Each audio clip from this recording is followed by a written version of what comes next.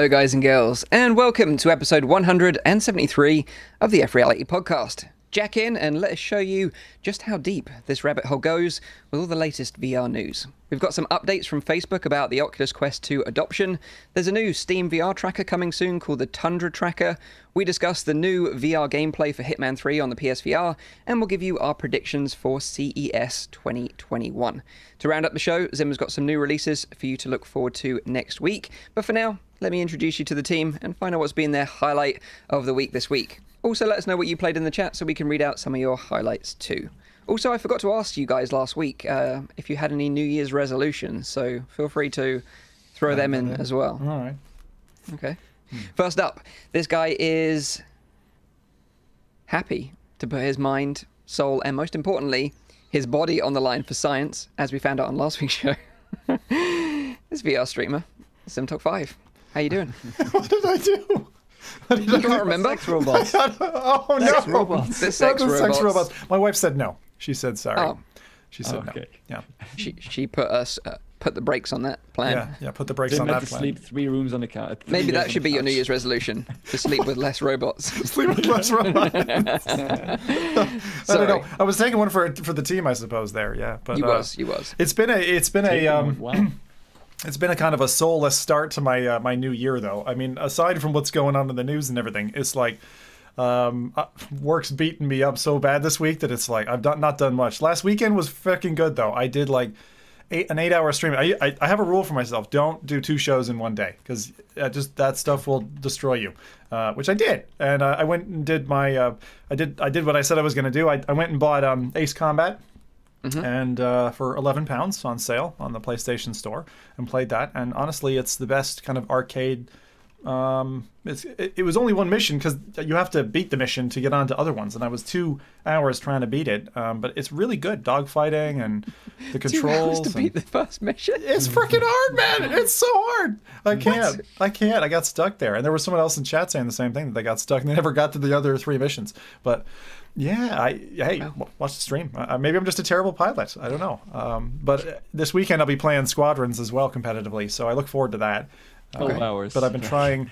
I'm definitely going to go back to Ace Combat, though. That's fantastic. It's really good. And the funny thing, really good. like PlayStation VR, even coming back off of Quest 2, it's like after so much contact time with Quest 2 over the last 3 months, and having not touched my PSVR for about 6 months, it's totally fine. It's like the screen is aside from the game being low res, right?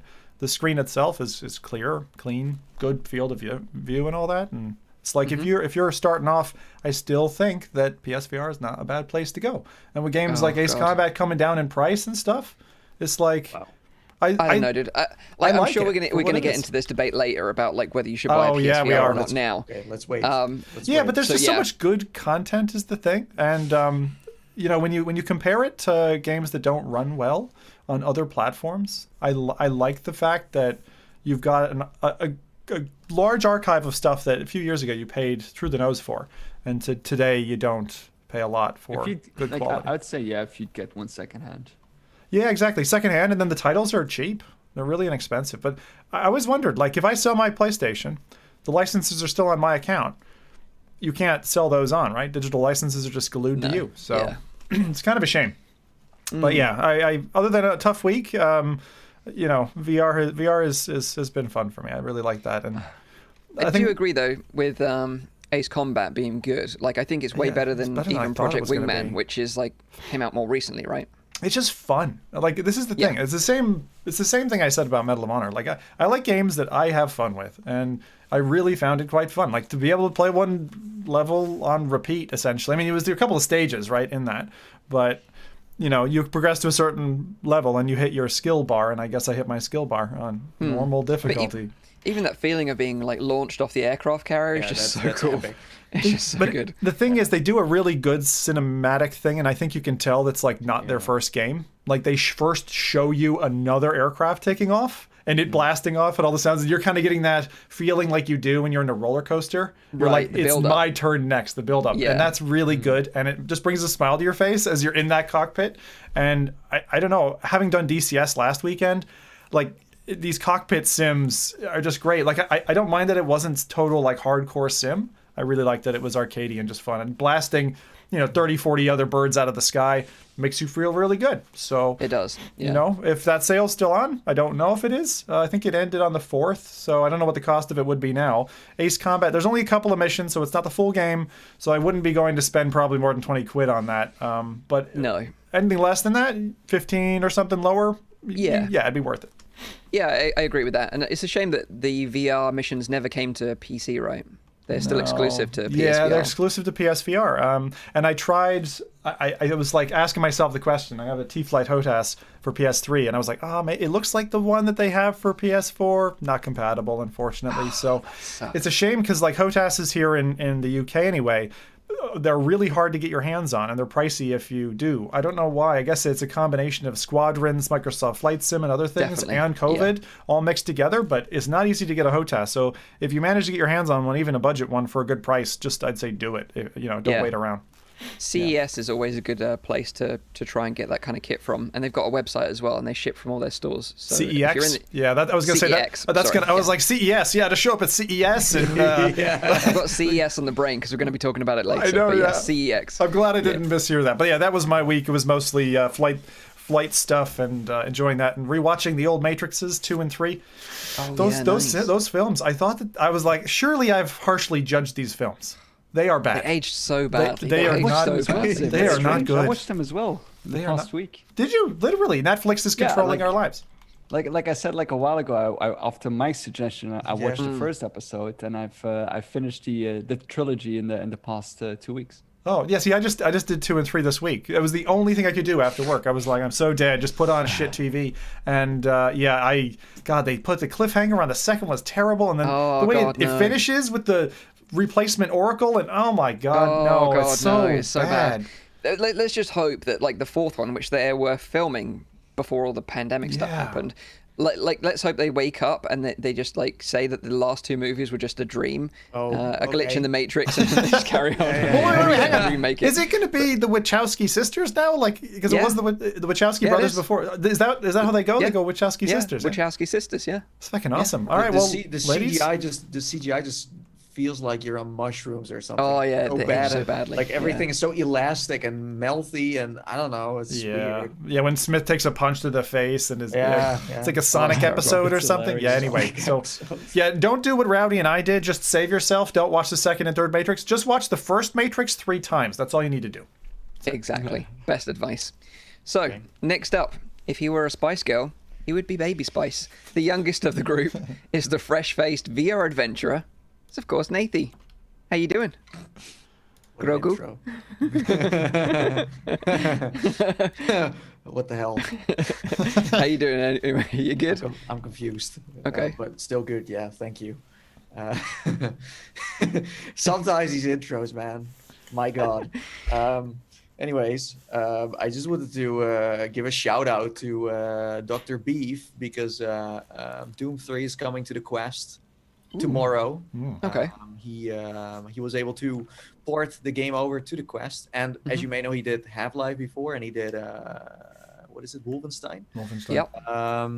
So now it's Doom 3, and I did get to play it a little bit. I haven't been that far into it. Never played the original Doom 3. Just it's one of those games that it seems like a lot of people have missed out on. Well, Doom 1, Doom 2 are. I don't know. Was it that bad or was it that I think good, it was or... like it was solid. sort of 3D graphics game, so you needed like a beefy system to play it at the time. Maybe that's why you missed out. I'm going to give you one tip. Don't trust health packs. Okay. Yeah. Okay. Because they're good like advice. monsters behind it or something, or. Yeah. Yeah. Okay. Yeah. It's classic video game stuff, right? But anyways, it works really well.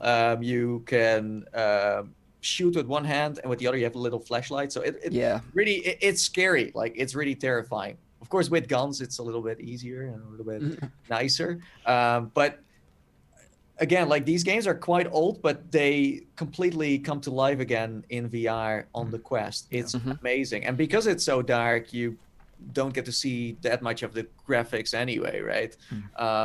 But like it feels like the actual studio who once made it could have ported it over this way. But then Dr. Beef does it for free, by the way, because the mod itself is free.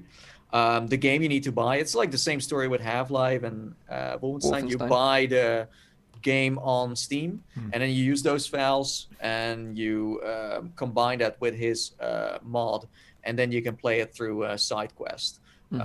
But it's great. It's really fun. Of course, the speed could maybe put you off because Doom is a title in where you move real fast. But besides that, it's spectacular. It's really, really cool. It's very gory. Have you played the other Dooms more recently, like the Doom reboot and the more recent one? Yeah, the newer ones. I did play the new ones. Okay. Doom 2016, of course. And, if I remember correctly, Doom 3 is slower paced than those games. Like your running speed is a bit slower, or would you say they're about on par? Oh, it is slower. It is slower, and because you have the thumbstick, of your controller, you can kind of manage it in a good way. Well, with a mouse and keyboard, it was like instant, and there's no way you can really manage your speed. But yeah, it's really fun, and this is something that is so welcome because it's January. It's a pretty boring month for VR usually. Yeah. So that Dr. Beef decides to then just throw it online. Is great news. And the mod comes out when? Sorry. He said tomorrow. Oh, cool. I still think it's planned that way. I put a link in this stream, so you can just go to the description, and then you can download it. You can also donate if you want to. You don't have to, but you can. And I'm sure he's gonna do many more mods. But they're so good. They really feel like solid VR parts. Like this one could have been on the official store. For sure. So yeah, it shows that like the games from the past, especially that era, work really well on the Quest. Yeah. Nice. Solid recommendation. Yes. Nice. Next up, he's the big brain of the group. He's as smart as he is deadly. It's the one and only Rowdy VR. How you doing, dude? You all right? I'm doing all right. I'm doing perfectly fine. My New Year's resolution is at least making one video this year. So I got that. Tough one, dude. That's good luck. No, I've been great, and I think like Zim said, I watched the Matrix movies in the past couple of weeks. But what I did as well was I played Pavlov. Of course, it came out with a new update just recently. We're going to talk about it a little bit later during releases probably. Yep. But yeah, it's amazing, this game. I mean, if you have a VR headset, it's pretty much the only game you really need if you want to have a lot of fun. It's still one of the best shooters out there, I think. If you're not like, I mean, there is maybe some tactical element to it as well, but it's by far less than, for example, Onward, and it's much more about like the fun around it. I have a lot of fun playing that game, and that new update is just it's just mind blowing. The kind of stuff that they added to it. It's kind of like feels like they're trying to outshine Medal of Honor, but they've been working on this probably for far longer than people know. So all the credit to them for bringing an update like that. I think it's the only shooter now as well where you can actually go into tanks and use vehicles and stuff like that. I don't think there's another shooter that really, at least not at that scale, that is doing that as well. Sim? It reminded me of D-Day.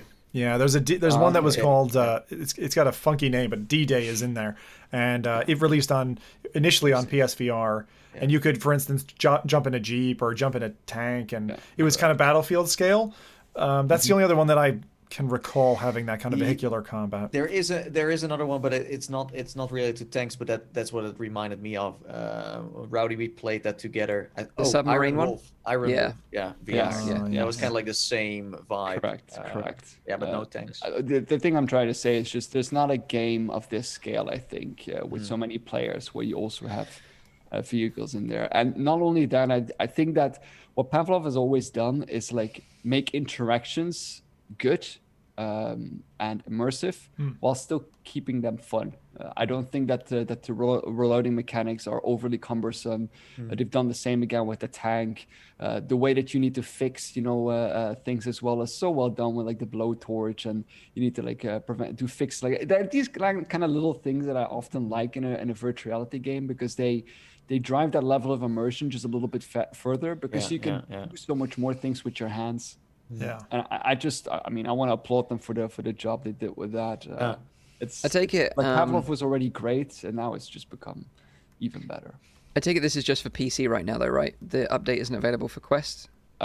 Yeah, I Side quest. believe so. Yeah, that's correct. Right. That's correct. Okay, cool. We'll talk about that more Yeah, later on. I'll right? cover some of the details and depth. show you imagery so you can actually see it for yourselves on the Cool. podcast. Yeah, I did watch a bit of Lonely Viper's stream because he was streaming it, and it made me forget like how gorgeous that game actually looks on PC. Like, I think we've been so like used to playing Quest games just recently, you kind of forget how great the PC VR content can You look. forgot about the graphics. It just looks incredible, like on PC. So I'm looking forward to checking it out. I downloaded the update this morning, so I will check it out at some point. But what about the chat? What have they been up to? Any good suggestions from the chat? Yeah, so we have Oni Case who played Mare. I'm sure that Zim is gonna talk about that as well later on. Everyone's stealing my updates. Jesus. I'm going to talk about that actually. Oh, It's my, wow. it's my highlight of the week this week.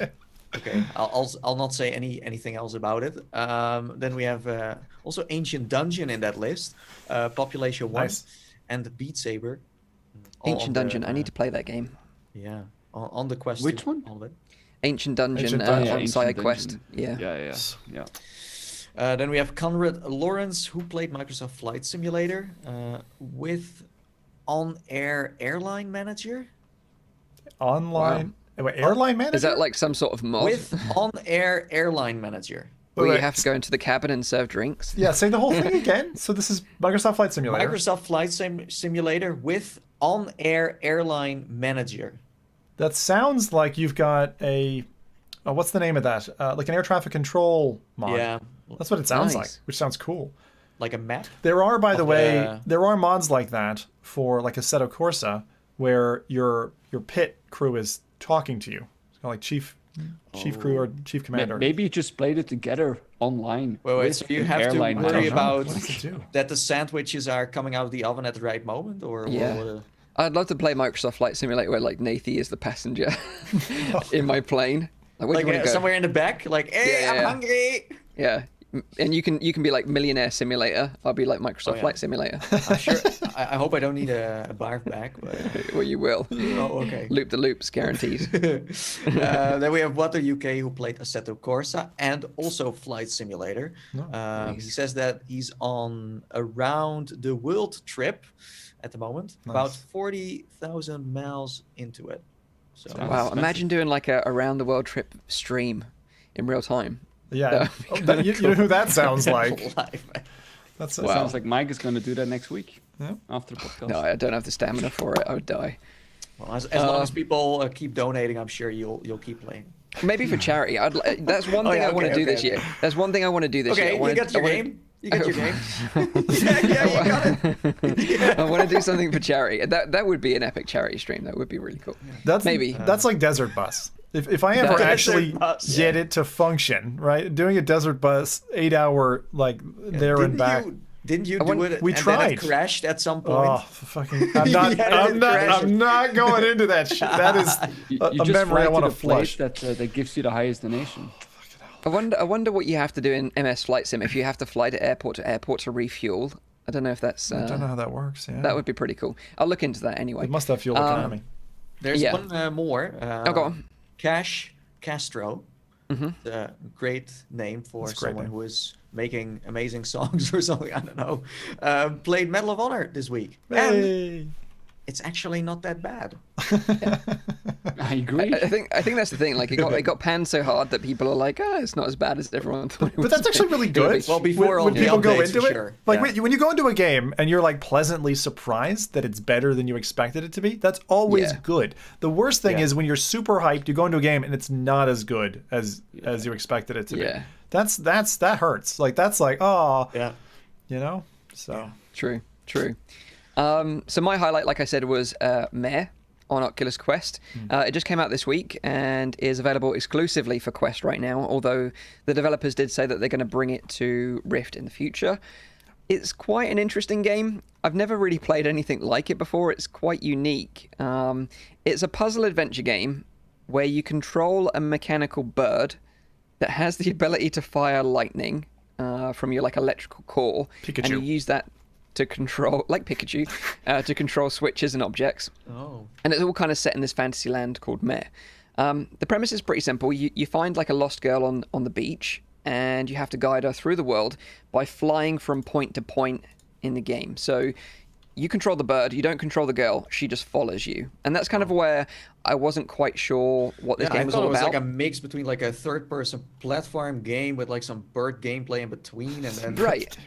Yeah, because the trailer, it doesn't really give you much information. No. But basically, you just control the bird. Okay. The girl just follows you, so you have no really... And you basically guide her through the world by jumping from pole to pole in different areas, and that'll kind of lead her through the map. Can you hit her with lightning as well? That's what you can, and she will scream. So yeah, if you like that, then sure, go for it. That's the first thing I would try when I would play this game. Like, what can I hit with lightning? Yeah, she like kind of covers her head. This is revealing too much about us, you know. But yeah, also you can't actually control the bird's flight, so you have to like kind of point your controller at a point in the distance. So you don't need to flap your. No, to fly. That would be kind of interesting to do that. Like an hour. For 2 minutes. For 2 minutes, yeah. And basically, when you point at a point in the distance and you click the trigger, the bird will fly off. You'll see the bird fly, and then when it lands on the perch, then you'll teleport to that perch, and then you can look around. So it's very, very chill. It's like very, very relaxing to play. It's not particularly challenging either. It's quite easy. So don't expect like a challenging puzzle game. It's more of like, I would say it's more of like an artistic piece that you kind of like take part in. Did you play Paper Beast? Because it really gives me Paper Beast vibes, but I don't know if you played that. It's not as complex as Paper Beast, because Paper Beast had some interesting elements where beasts have different abilities and you kind of play them off each other, whereas this is very sort of almost meditative sort of gameplay. It's very chill. Okay. How was it called? Meh. So like Nightmare. The first thing I thought that Mike said was like meh. Meh. Meh. Yeah, because like talking about that, like, do you think like it sounds like you think it's good, but not not extremely epic, but somewhere in the middle? It's just good. It's good. Just like. Okay. So I played it like seated, like downstairs on the sofa, and I completed it in a single session. It's like 2 hours long. 2 hours. You know, the world of Mare itself, it looks really great, and especially on the Quest and Quest 2, I think, you know, it does really well. You know, you've got these like beautiful, vast landscapes that stretch off into the distance, which look really great. There's some scenes where you're really like high up in the sky with the clouds. They look really cool as well, and it's got like a nice sense of scale to it. People are comparing the kind of art style to like The Last Guardian and Shadow of the Colossus, like the Ico games. I never really played them or got into them, so I don't really know if that's true or not, but I take it from that's what people are saying. Like I said, the puzzles are super easy. You're not going to get like stuck or challenged in any way. And it took, like I said, it took me 2 hours to complete the game. One thing I would say is that it's a very slow burn. Like almost like the first 40 minutes, you're just like, nothing really gets explained to you about the story. And it's just you and this girl, and you're just kind of figuring stuff out as you go along. It does get more interesting about 40 minutes in, like almost halfway through the game. That's when it gets interesting. So it is a very slow burn up until that point. And a lot of the reviews that I've seen of people have like given it like 20 minutes, half an hour, and then kind of like noped out and said like, this isn't for me. But I would urge you to push on until things do start to mix up a little bit. There is also collectibles in the game, and you have to collect them all to unlock like the final ending. And I didn't do that. And some of them are quite challenging to find, and I think if you went to find them all, you'd probably get like 3 to 4 hours out of it. But yeah, so I would say ultimately it's definitely not for everyone. You know, it's for some people that just are looking for something super relaxing, very easy, sort of chill out and play. It's like the perfect Sunday afternoon game, in my opinion. You just play it all in one go, forget about it, but enjoyed the experience. It came a little bit out of nowhere in a way, to be honest. Like we spoke about it before, but then still I don't think many people were like, oh, Mare, that's that thing that is coming out on Quest. Yeah, I mentioned it last week, didn't know when it was going to drop, but it was in development for 4 years. So it's like, it's been around for ages. It was an E3. You said they're planning on to release it on PC as well, or Rift. PC or Rift? It said Rift, so I don't think it's coming to Steam. So it might just be an Oculus platform. I wonder if they were picked up and saved. Yeah, it's common. The one thing I do have a gripe about the game, and that is the girl only has like 3 phrases that she says, and she just repeats them the whole game, and they're super annoying. What are they? They're just like it's not even like a language. It's just like a mumbling. Is it like Sims stuff? Like kind of, yeah. And what does she say when you zap her? She just screams. Well, what kind of scream is it? So that's like 4 then, eh? Scream or it's like a hands on the head scream. She says mare, maybe. Oh, mare. Maybe it's French. Maybe it's merde. Merde. Yeah, every time you zap her, she's like. What does mare mean, by the way? It's just the name of the land. But it has no meaning. Is that a female horse? The name mare? No. Female. Just the name of the land. Mare. Yeah. The mare. Very chill game. Mare. I had fun with it. I enjoyed it. Yeah, why is there a bird when it's named after a horse? It doesn't make any sense. But yeah, I definitely think the trailers were a bit like almost a little bit misleading because you're not really sure what you're going to get. So just know that. One of those things though, like I feel like the price tag for it is £15 or $20.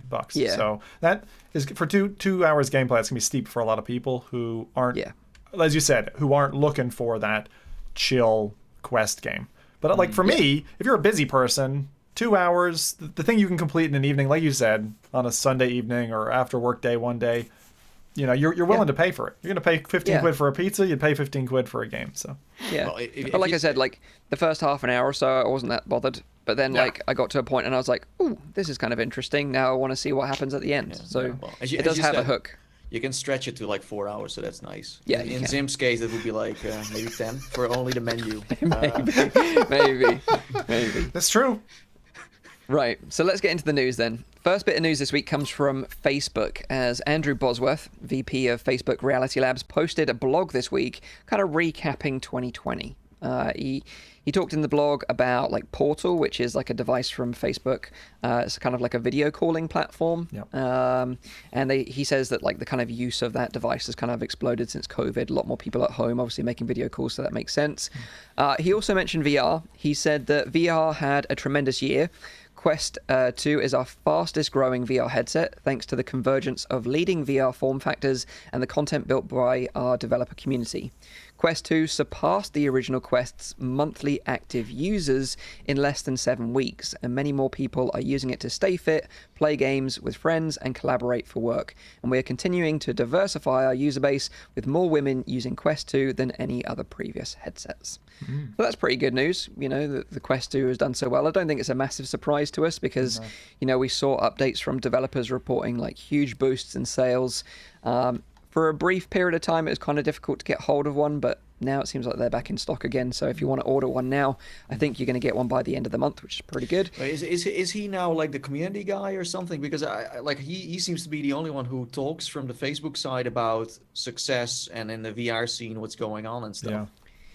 Pretty much. Yeah, pretty much. Like Jason Rubin used to be very active about updates and stuff like that, but then he moved to another part of Facebook, so he's not so much anymore. We've also got Mike Verdu, who's like the head of content, I believe, who took like Jason Rubin's place. Don't really hear much from him. He should be having that job. I agree. But yeah, we tend to get these updates from Boz. Yeah. Okay. But yeah, as we know, like the pandemic also probably helped to a certain degree with Quest 2's success because I'm sure with everyone stuck at home. The price also helped.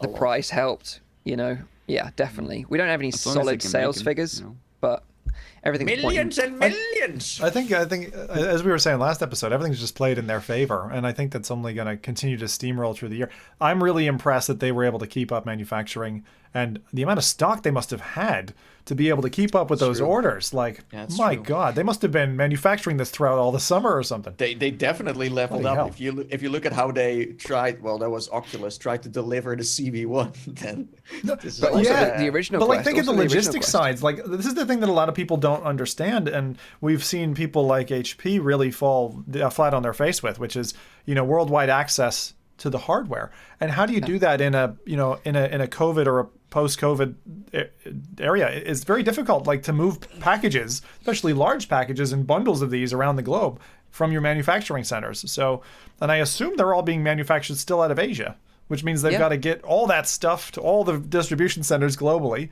It's not easy. It's not easy to do. Yeah, and also we got to remember, like, the original Quest launch was a bit disastrous in a way because like the headset was out of stock for so many months. Like it was almost impossible. So many times. Yeah, it was like every time, almost everybody's like, listen, there are a few now, buy them because they're going to be gone. With the Quest 2, you haven't really seen that much. Not little a drought on flickers. that scale. No, little flickers for a couple of weeks here and there in certain areas. But again, I think they made it more easy. They made it easier to produce, right? Like they got rid of the fabric and stuff like that, which may have caused no more problems. Xbox controller, you know. no more remote for him. Oh god! You remember the original Oculus remote? Wow. I love that little remote. Good times. It was cute. So he also mentioned Horizon very briefly, but didn't expand on when that's eventually going to be rolling out to everyone. As we know, Horizon is still in beta right now. Select users in the US have got access to it still. Will it ever come out, Mac? Maybe sometime this year, but they haven't even given us a timescale right now. Can you remember when we went to Oculus Connect and they said that everyone that attended will get early access? Can you remember that? Yeah, I remember that. They say a lot at Oculus Connect usually. So yeah, that didn't happen. Yeah. Nope. He also finally mentioned AR as well, and he said that in 2020 we shared some of our research work on audio, AR input, and computer vision. The first glimpses of the future will arrive sooner than later as we launch our first pair of smart glasses from Ray-Ban in partnership with Luxottica.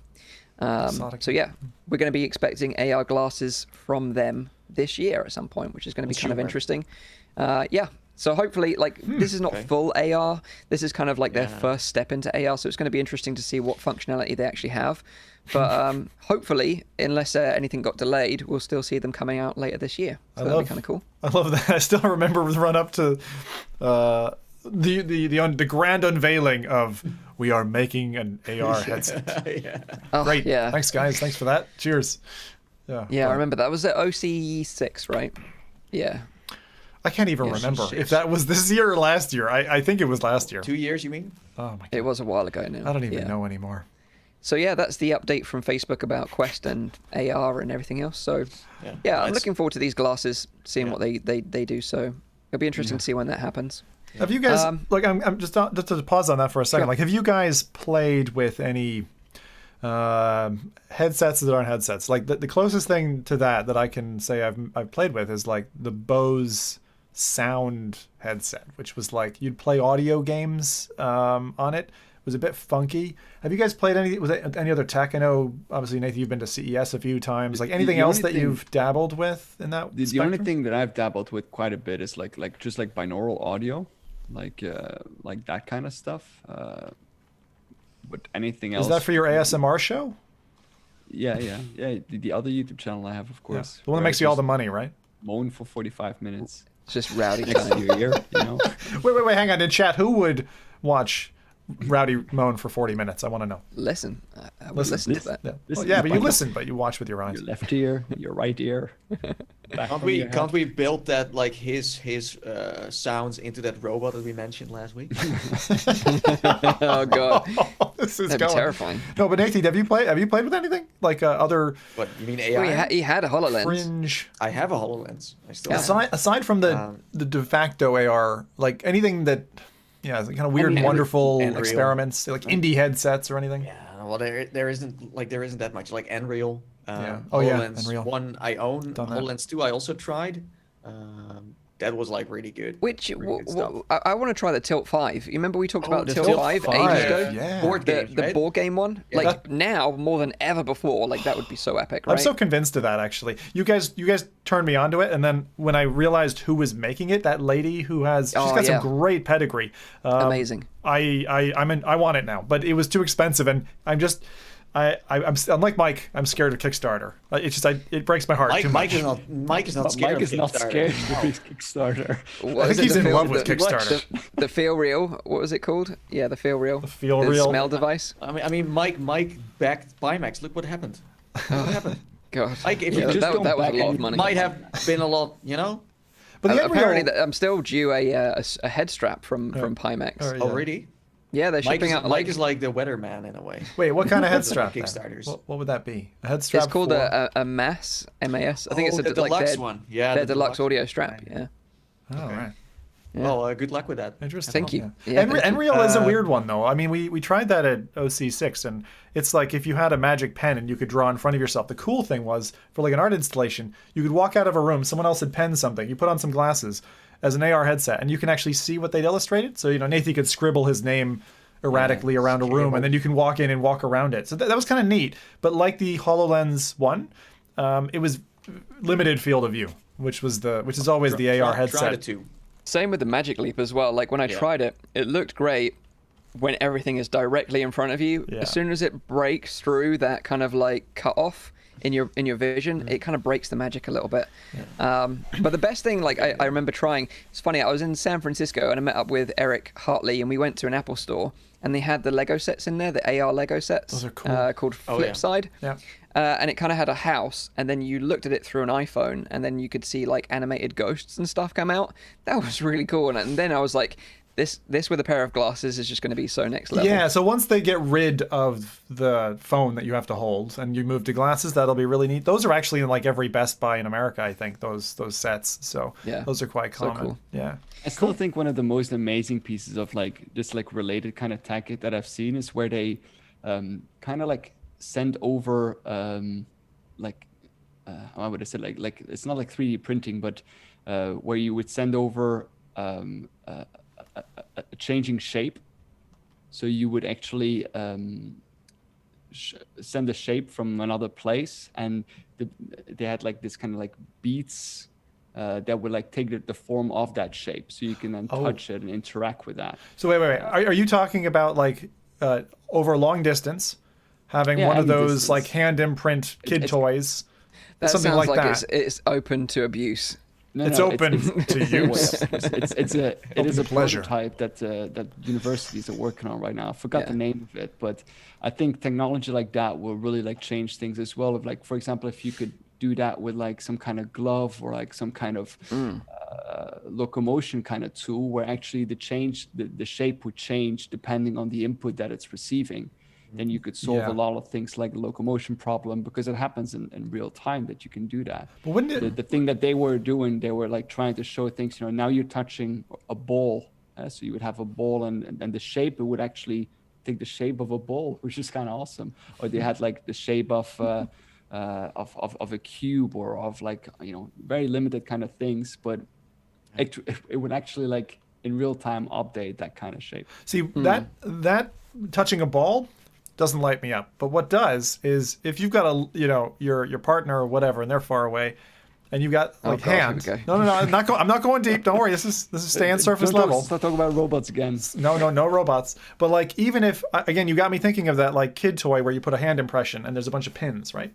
Yeah. And you can imagine something like that, but it's hooked up to a system. And say I'm in California, my wife's in Scotland, and you could even just get the feeling of the other person's hand for a second. Like, think of how cool that would be. And you might even recognize it just from the pressure points that you were getting off of their hand. It'd be really cool. I don't know. Once we get into that technology, that's the kind of stuff that I meant. It's cool. It's cool. I'd love to see that. That's the ES stuff. That is. We have also seen like where you call someone, and then you can, with AR, you can place them on your couch and then have a conversation together. So it's like a hologram that you can see, and that makes it like really personal, like almost someone is visiting your place instead of FaceTiming through just flat video. Oh yeah. Well, there you go. So that's an update and a bit of a sidetrack from AR and VR from Andrew Bosworth. And Kickstarters too. Yeah, exactly.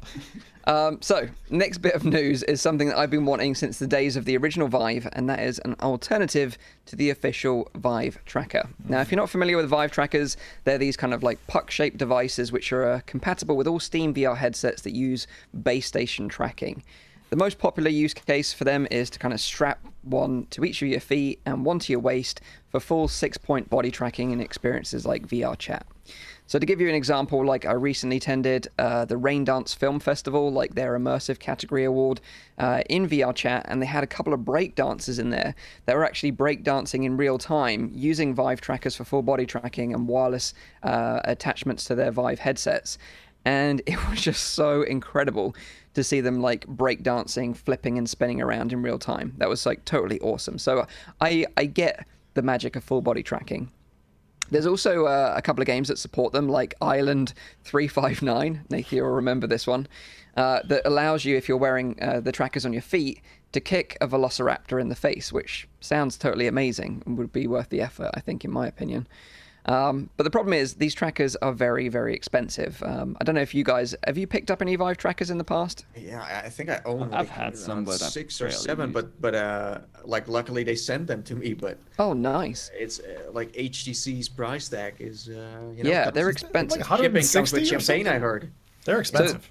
So they're about $100, about £110 here in the UK. Yeah. And obviously for full body tracking, you're going to need 3 of them. And they're big. They're big, they're bulky, and you're also going to need to mount them somehow. So yeah, you need that too. FReality makes some really nice Vive tracker mounts, so you can put them on your shoe, you can put them on your feet, or you can put them on your waist with a belt. But that's an additional £100 or $100, so it starts to add up and gets quite pricey. Mm-hmm. And that's where a company called Tundra comes in, as they've been working with this technology for a couple of years behind the scenes with companies, working with making custom solutions for them to use SteamVR base station trackers. But now they're planning to launch a Kickstarter campaign later this month where they're making their own affordable and smaller tracker. They did an interview with RotorVR, and they said that the device is expected to be 60% smaller, consume 50% less power, weigh 50% less, and have twice the battery life. Their tracker will be cheaper, and another benefit is that you'll only need a single USB dongle from them to control multiple trackers, including the original Vive trackers. Because I don't know if any of you have experienced like messing around with multiple trackers, and I remember when I visited Nathy, we played this kind of like hole in the wall game. Oh, that game was fun though. It was hilarious.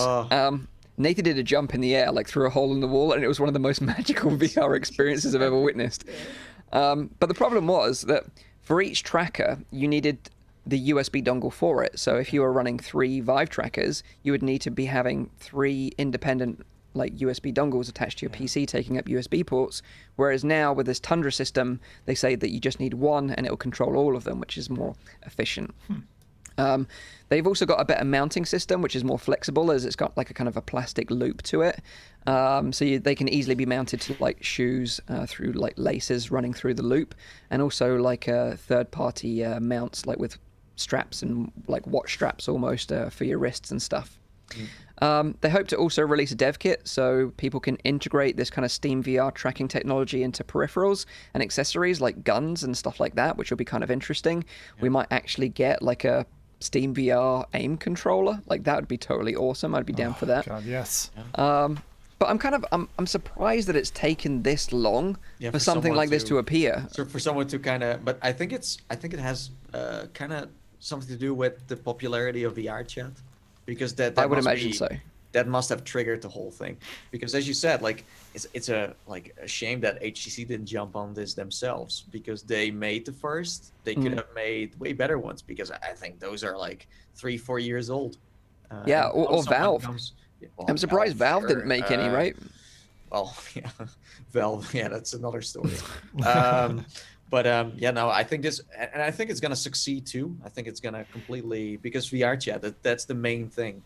Yeah, like you mentioned a dinosaur game, but okay, yeah, whatever. But I want to kick a dinosaur in the face. Yeah, I do want to do that. Too. It's another one of those 2 minutes of pleasure and then you're done. I do think these controllers, like if you ask yourself the question about these trackers, why is a tracker important? Like if you look at any of the suits or the vests or things like that, hands, the problem is people are made of different sizes. So if you can take a data point and track it effectively, in whatever way you manage to do that, it's for all sizes. And that's why this kind of technology to me is like very important, is because you don't have to size, like glove. We saw this with like the Nintendo Power Glove back in the day. Like you'll either be too small for it, you'll be too big for it, you'll have to produce it in 10 different sizes. We saw the same thing with the various, again, sub-pack or B-haptics type vests, and they keep trying to change their model so that it fits multiple body types. But this type of thing, you just stick it on you. And the original ones, having used them at Black Box VR, that kind of VR gym, which Mike and I both had tried. Oh yeah, I forgot about they used that, it for all their stuff. They did. And like it's an effective mechanism, but it's also quite crude because it is just a single data point. And as you said, the price of those trackers has been so expensive that, as you say, I'm equally surprised. It's really strange that a third party didn't hop in sooner, because there's usually a very big market for kind of third parties to take to take half what's out there of the market share. It seems like VR chat is so big now that it just drives its own ecosystem, even with hardware. Because the Deca gear is also kind of coming out of VR chat. So yeah, you're right. And that's nice because that means like more innovation and more new stuff. And these kind of like trackers are also getting used for like haptic gloves, right? You usually see them mounted on top of them. So yeah, no, it's cool. I definitely think they're gonna succeed because, as you said, there's no one else doing new ones. Everyone is like up for something. Yeah. So yeah, the Kickstarter campaign is going to be dropping later on this month. So as soon as that happens, we'll keep you updated on the show. Are you gonna, you know? I will back them. I will back them. You're gonna back them? Yeah. Don't do it, people. Don't do it. If I back it, then it's destined to failure. Let Mike do it, and we'll see. Yeah. But the thing is, if it's cheaper, if it's like, £60, I think that's my limit for each one. But I've never experienced like full body tracking in VR chat before, so I've only got one of these like original Vive trackers because I wanted to use it for Live as a kind of a tracked camera. So I never bought like a whole set for body tracking, but I'd like to give it a go. I think that'd be really interesting. Plus, I'd also like to try wearing a B haptic suit in VR chat so people can actually like touch you. I've seen people do that as well. That'd be kind of interesting. This whole episode is fucking just what's going on? Mike up? You messed it up. I did. Clearly, I'm so sorry. This is not the way to start a year, gentlemen. You can't be touching each other. You just got to try it, right? You just got to try it. You guys have all been locked up for too long. That's true. That is true. That is true. Did you tell your wife about this plan you have? It's just people like touching you in VR chat. Hey, I've been there. Trust me. Look at him. You gotta get you should permission. Really go into VR chat and say, you guys can touch me and I can feel it. I really wonder what is going to be the first place that people are going to be touching. I'll record it and I'll let you know. Because you see, the premise to this whole podcast today, right? I was laughing because I was like, oh, look, we're all in black. Ha, ha, ha. But this is it. This is the Mr. Smith from The Matrix. And he's just jammed his hand into all of us. And now we're just all wanting sex robots, getting ourselves touched up in VR. This is messed up. Speak for yourself, then. Talking about it, I do feel like I want to back someone on Kickstarter now. Yeah, get on the hype. Yeah. Let's go. Right. So that is the Tundra tracker coming soon to Kickstarter. We'll keep you updated on that one. Final bit of news this week is that we got a glimpse of some fresh VR gameplay for Hitman 3 from IO Interactive, which will be releasing on the PS4 and PS5 on the 20th of January. I have to say, I think the gameplay looks amazing. I'm really down with the gameplay. It looks very cinematic, and I think it's going to make some really fun and interesting VR gameplay videos. But as we know, although it looks like it in the video, they're not fully tracked individual move controllers controlling this. You have to use the DualShock 4, and to a certain degree, that is going to be tracked using the PlayStation camera. Yeah. So you will be able to make some movements. We don't really know the degree of the movements, and I like to think that there's a bit in the video, for example, where you tap someone on the shoulder and then you like kind of slug them around the face and it lays them out. I'd like to think that you can like kind of like tap the button on the controller to do the tap on the shoulder and then like swing the controller around to hit them. If that's the case, then I think it might be a bit more interesting than maybe we've given it credit for. Yeah. But I think we just need to play it and find out. Well, I'm going to be honest. People wanted to hear me moan more, so I'm going to do it right now. Go on, Rowdy. Grumpy Rowdy, go on, give it to us.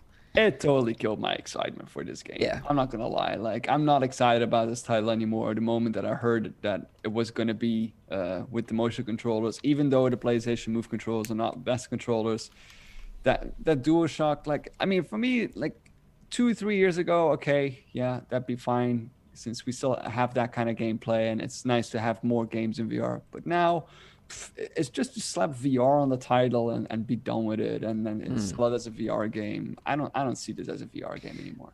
I do agree that it does feel dated because it kind of like takes me back to like Resident Evil 7 days, when PSVr first launched and Resident Evil 7 was obviously like a huge deal because you could play it in VR, but you could only play it with the DualShock. So that's true.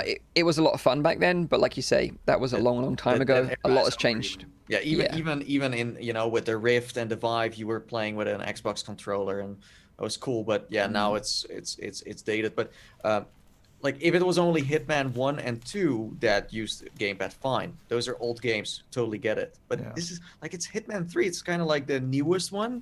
Yeah. Then use the Move controllers. But there's many more weird things with this game, so let me get into it. So conspiracy, Mike. Well, so you were right in that you can play. So Hitman 3 is like a game on its own, and then you've got Hitman 1 and 2, which you can also play as part of this package. But something that I found out today doing a bit of research about it is that those games aren't included in Hitman 3. So you have to own those and have them in your library to unlock them in Hitman 3. And if you don't own them, you have to buy them as DLC. The original 2 games. Okay, so the original games are not getting VR support, but they're like built into Hitman 3. No, so the original games will get VR support, so you'll be able to play Hitman 1, 2, and 3 in VR. They will get updated for VR support. And it'll be part of the package, but if you don't own the original 2 games in your library already, then you'll have to buy them as additional DLC. Which would be a really hokey way to access. You know? Yeah, I thought it was going to come as a bundle, so all games will be inclouded in this Hitman 3 package. Forcing you into buying something new. Yeah, so if you want to play the original games in VR, then you have to buy them. They're giving you optional. I think. Look, I'm on the side here where Blood and Truth was very much on rails and kind of. The best part about that was it had Move controller support.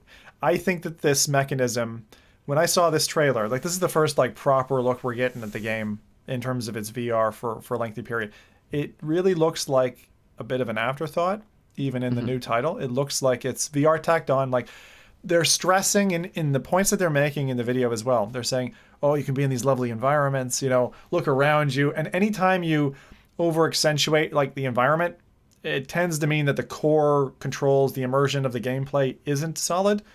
Yeah. I will still be very interested to play this, but I do think that it's going to feel very 2017.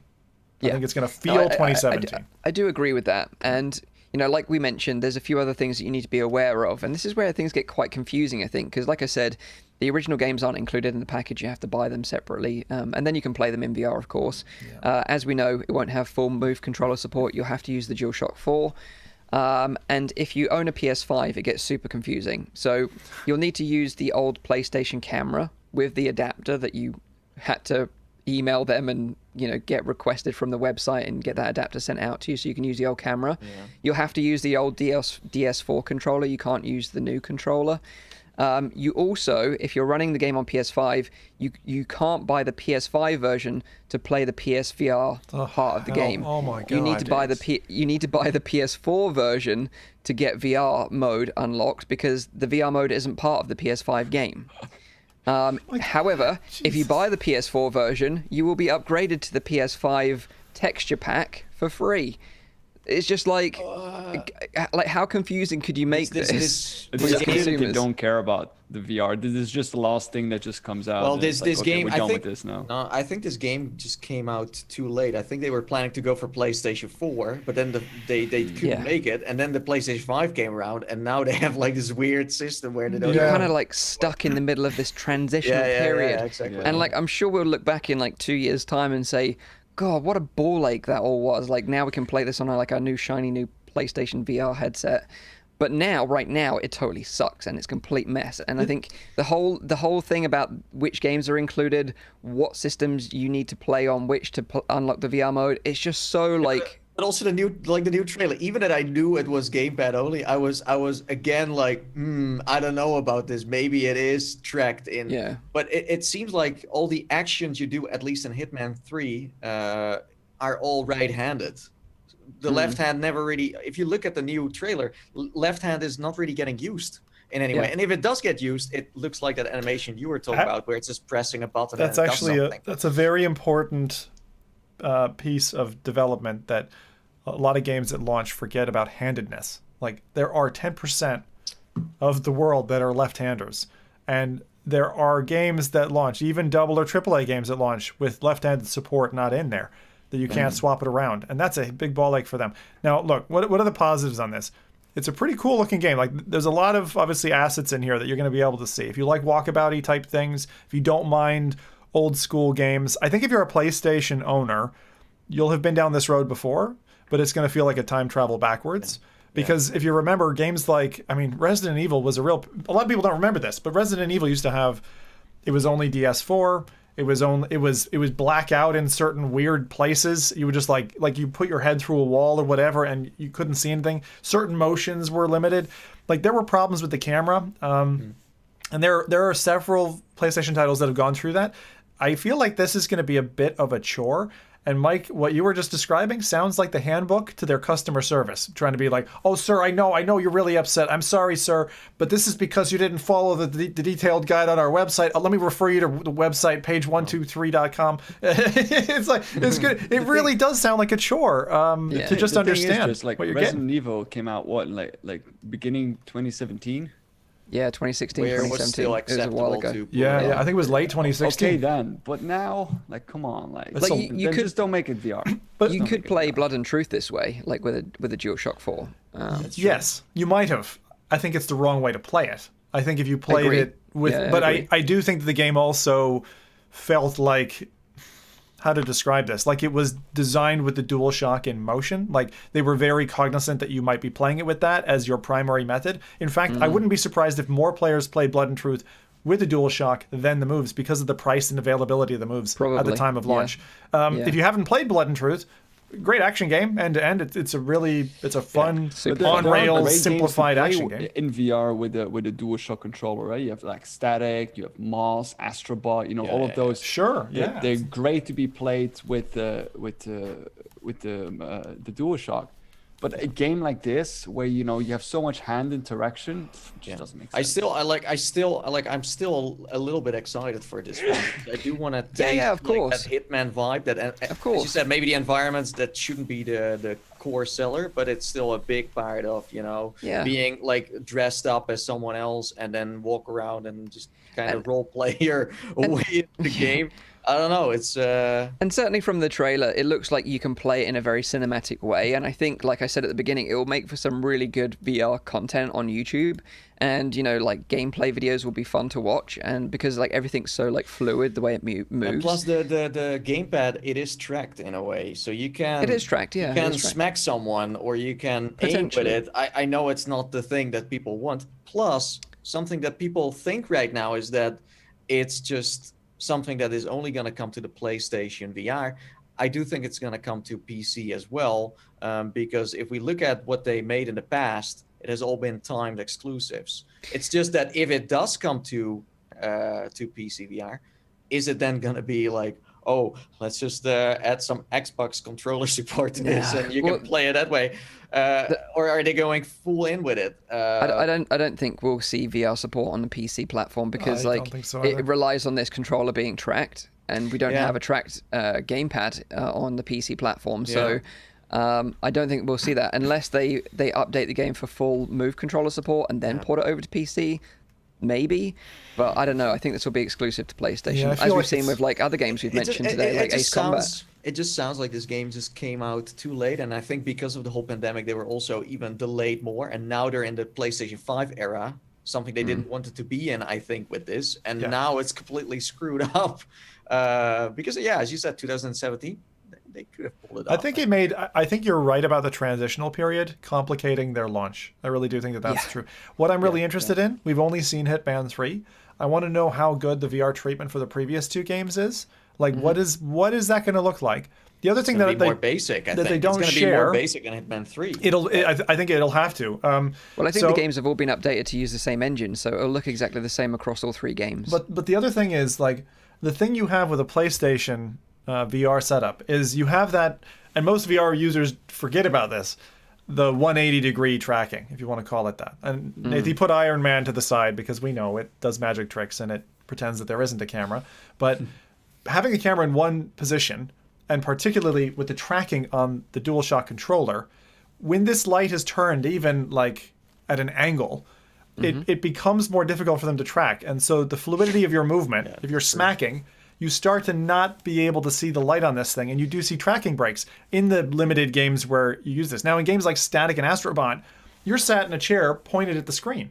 You're not standing up or whatever. So if it's really going to be a VR game played like the way I play most VR games now is standing, I just wonder if it's gonna really favor seated gameplay, and I suspect it will with this design. Yeah, no, I'm still looking forward to it though. It's Hitman at the end of the day. It's in VR. This is the second VR support we got for Hitman, because there was already a Hitman VR game. There was? Yes, so I remember. I know I played it. Tell me more. On Oculus Go. The Oculus Rift. Oh, the Oculus Go. Yeah. The little. Was it Hitman? Hitman Go. Hitman Go. Like this little board game kind of. It was so weird. It was literally like a board game. It was all like it was gray, and then there were these like little nodes, almost like bus stops. And you'd have your little chess pieces. Everything was fixed. That was fun. Go just with Hitman. It was fun. It's a bit like the Tomb Raider Go game, a little bit like the same. Yeah. Maybe I should cosplay as like Agent 47 when the game comes out. Get like a barcode like put on the back of my head. My shiny red tie. I'd never shave the beard. Never shave the beard. I look like a monster. Never shave. You look like the hallway Mike with his 10 subscribers. I'd have to hide my face so I don't scare women and children. No, you look like a very friendly version of Hitman. Friendly version. He just hugs people. But one interesting thing is that IO Interactive are also working on a new James Bond game. I don't know if you guys have seen that. They've called it Project 007. So you never know. Maybe even if it is kind of like this kind of same tacked on VR support, maybe that game might get that sort of treatment as well. Give me GoldenEye VR. Give me GoldenEye VR. I want that. Multiplayer GoldenEye VR. Hell yeah. Slappers only. Yeah, all the way, baby. That sounds good. Yeah, so that is all the news this week. So now let's get into some of our talk about CES. So CES, if you're not familiar with it, is the Consumer Electronics Show. It's a yearly event where all the latest tech companies all gather around at an event.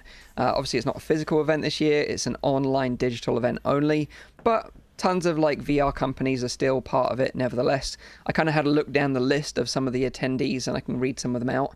But maybe we can talk about what we think might get shown at the event this year, if anything.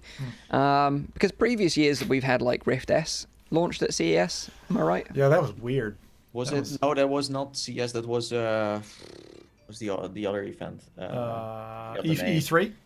No, it's where Voodoo and Eric, all the VR people always go. It was the dev event? Yeah, it could be I forgot the name. Dang it. I don't know. But okay, maybe it wasn't CES then. Okay, it wasn't Vive CES. Cosmos was CES. Was it Vive Cosmos? Oh, no, you are right. Yeah, it was. Yeah. There was the Vive Cosmos, yeah. Okay, so here's some of the attendees. So I'll run through the list. We've got Cat VR, so like the catwalk, omnidirectional treadmill. We've talked about that on the show. We've got Nolo. It was GDC. Oh, wow. GDC, well done.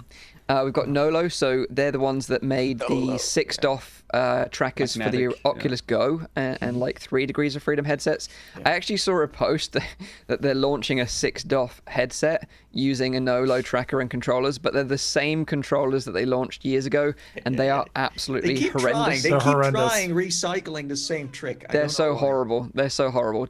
Avoid them at all costs. We've got Sense Glove, who have got like a kind of like a tracked hand exoskeleton glove, a bit like the Dexmo gloves that we've talked about before. Yep. We've got Pimax. No doubt they're going to be launching another 10 headsets to confuse consumers about their headset lineup. We've got Yaw, which is like the kind of big bowl that you sit in. That's kind of like a motion simulator, like a cheap sort of alternative like that for home use. Yep. Cass and Cherry and Tyrael would have done videos on that tech just recently if you want to go check it out. We've got Ultra Leap, which is like the sort of evolution of Leap Motion. They're going to be there. Got B Haptics, who have got haptic vests, which I think we all really enjoy. I personally really enjoy. They've just launched 2 new vests as well, and they've also wait, with B Haptics also has Pavlov support now, and Population 1 support. And Population 1, true. Yeah. So they've added Population 1 support, which is really cool. What does that feel like when you eat a banana? Feels amazing. Like you feel the banana like going down your esophagus, and then you feel it rumbling in your tummy. Amazing. And then it explodes. It's brilliant. So you got B Haptics. You've got Hapdex, which is the really super high-end exoskeleton glove where you could feel raindrops. Edward's really blue. It was like real super high-end stuff. It had like a huge control box that went with it. That was really, really interesting. You've got Tegway. Do any of you remember what Tegway does? No idea. Sounds like Segway, but Tegway. Sounds like a segue. Okay, so Tegway are the company that made the hot and cold thing that I checked out a while ago. Yeah, that thing. That almost gave me third-degree burns on my face. It does feel like that, right? Yeah, It's magic. It's like it feels like you're burning yourself, but it's not. I was actually concerned. I was actually concerned that I would walk away with permanent burns on my face. But so it's like a module that goes super hot and super cold, and you put it on your face. It's like Is a it facial compatible interface. to super hot? No, but it should be. It should be, right? Yeah. It was compatible with like some game where you put your hand in a fire and it just fell on your face, or you could touch an ice cube and you felt that on your face. Yeah.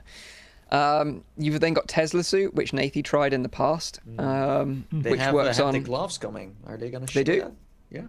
Oh, nice. So the Tesla gloves, the Tesla suit works a little bit differently, right? It works on like electrical pulses rather than like rumble. It's like next level stuff. Yeah. No rumbling. Like They could actually make you move your arm Yeah, they're your muscles. They can control your muscles. by zapping them. Like the Electrical current. It's like what's it called? A Tenon's machine or whatever? What's it called? Right.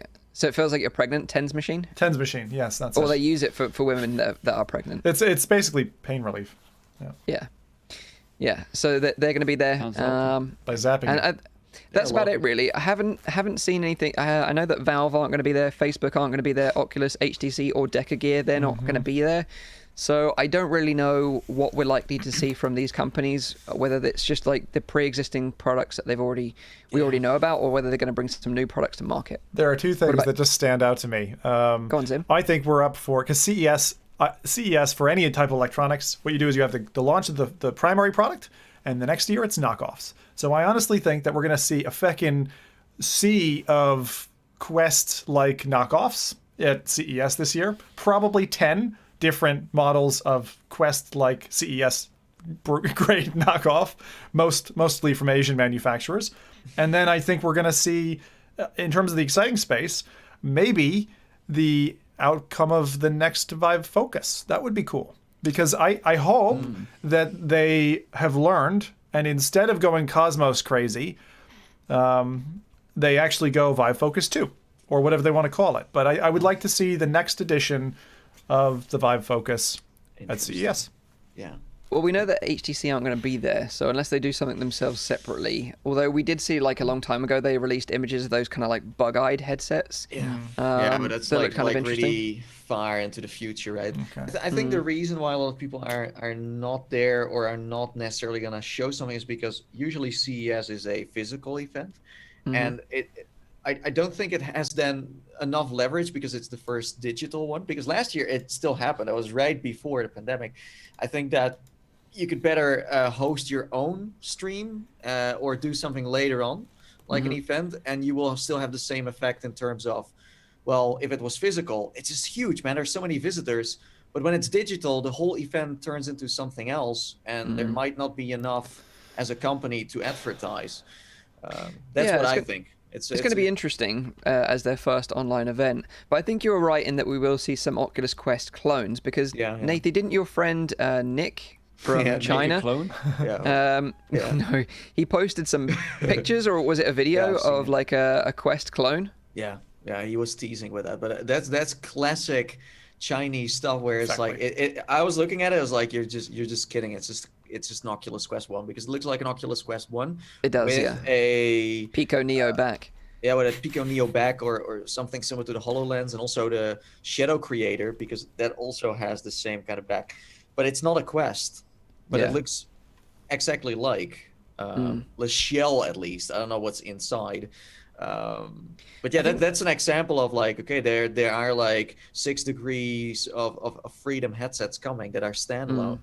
And that's not necessarily a bad thing because they usually have the funds to kind of kick things off. Well, I think if any of these headsets can be connected to a PC to play Steam VR content, I think that would be interesting. And then if they've got some kind of ecosystem where devs can easily port whatever they've made on the Quest platform over to it, and it's like minimal effort and to get the games onto another store, then that would be super smart, right? Let me explain you why you see it happening more now. It's not because the Quest 2 is now super successful and now suddenly the Chinese are also hopping onto the hype train. No, they were already on the hype train before. As Zim said, the Vive Focus was there a year before the Quest 1 launched.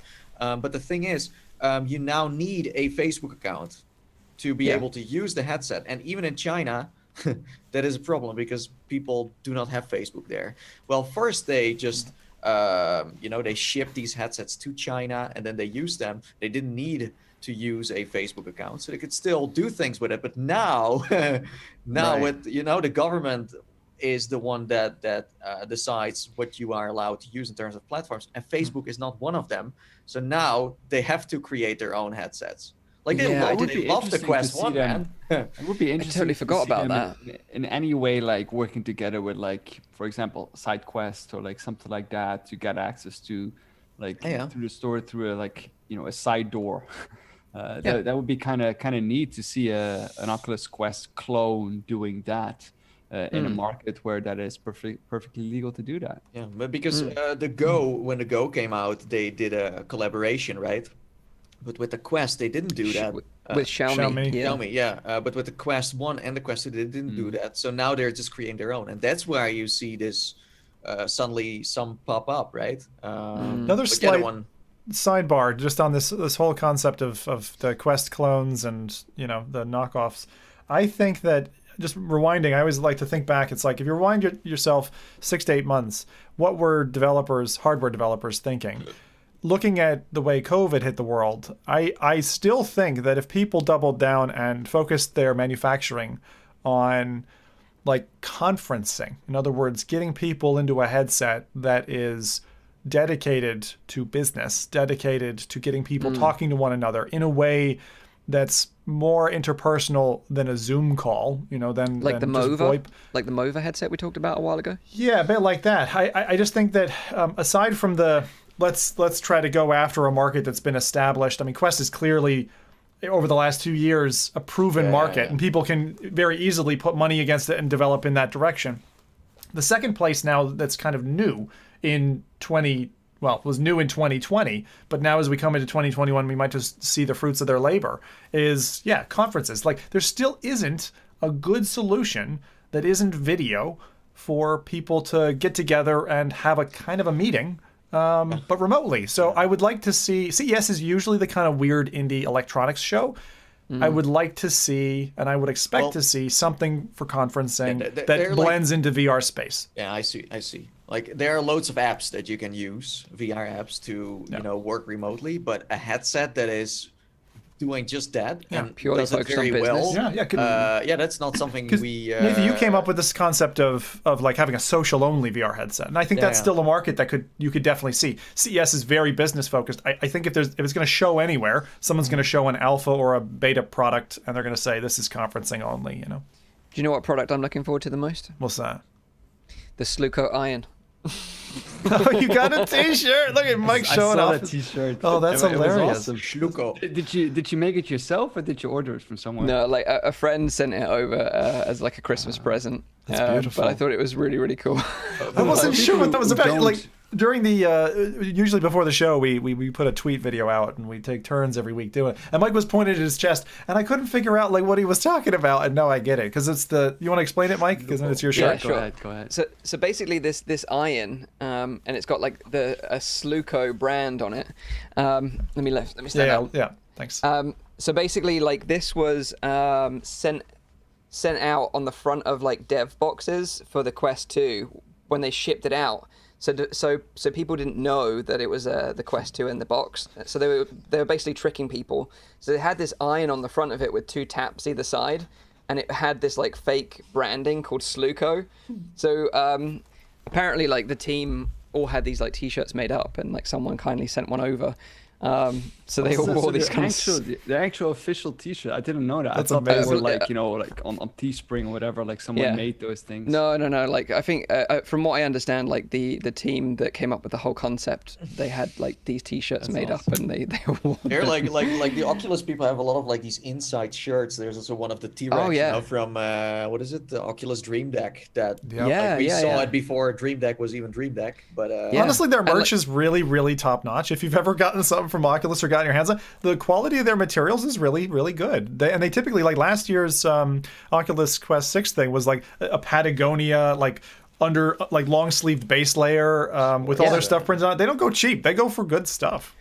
And the funny thing is, like, on the campus, obviously the campus is closed at the moment, but when I visited the Facebook campus, they have like a store, like, so you can buy t-shirts, because they encourage everyone to wear like the Facebook brand, or like, you know, subsidies of the Facebook brand.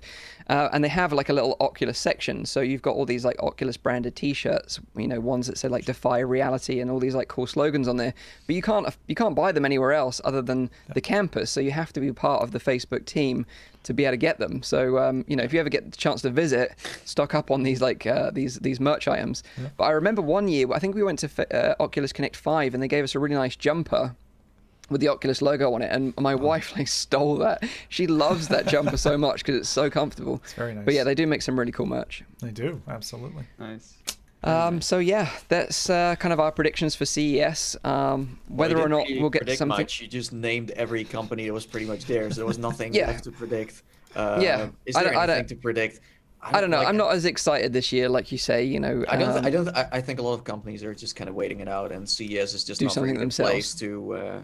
I'm curious about these Tesla gloves. That's something that they said they are working on. We have only seen like concept art of it, so if they can show something working, but then again, we're looking at a video, so it's not like a journalist goes there, tries it, and then decides what it's like. So. No, I'm not going to get too hyped over some videos, you know. And especially with like Tesla suit, it's still very business focused. They haven't got a consumer product on their roadmap yet. Yeah, CES again very business focused. Well, one thing you didn't mention, which I'm really keen for, and they're launching very soon, is Subpack, the X1. It's a really cool looking, that's a good point, modular backpack and audio interface, and it's a sexy looking thing, and I want to see reviews of that come through. I'm holding off. I won't be buying it anytime soon. Once I finally get over to the other side, because if there's anything that requires electricity, it doesn't make sense for me to be buying UK electronics and then sell it off. But the backpack itself looks really cyberpunk. Like the design of it looks like, again, it would fit multiple body shapes. And the cool thing is that it's not only a backpack subwoofer like the original Subpacks were. You can also mount it to a chair, which means, which I've been actually doing. I have one on my chair right now, and if you have a chair that suits it, it means you get the vibration through the chair arms. If you're in a racing game or a piloting game, you can still get the feeling of what you're doing. And also, if you're watching a film sitting in a chair, you can feel it, and that's really neat. That's what for a while, I know I've talked about my my long journey with the butt kicker, which is another tactile transducer that does the same thing, but I was a little nervous about that one, maybe shooting the piston up my rear, so I decided to stop using it. And I would caution others to maybe look at that before you go buy one. That whole story has horrified me ever since you told me about it. Like, it's pretty tragic. Have you seen the pictures? Because they're I've seen some pictures. Yeah, it's not pleasant. Not pleasant. So let's not do that. But yeah, that's why you want to wear it on you, not on the exactly. Honestly, like CES in a nutshell is very strange. Very strange. I don't know what to really expect. I am excited part of the fun though, right? Standalone VR stuff, you know. I do think we're gonna see some legit things come out. The Nolo thing, I don't know about that.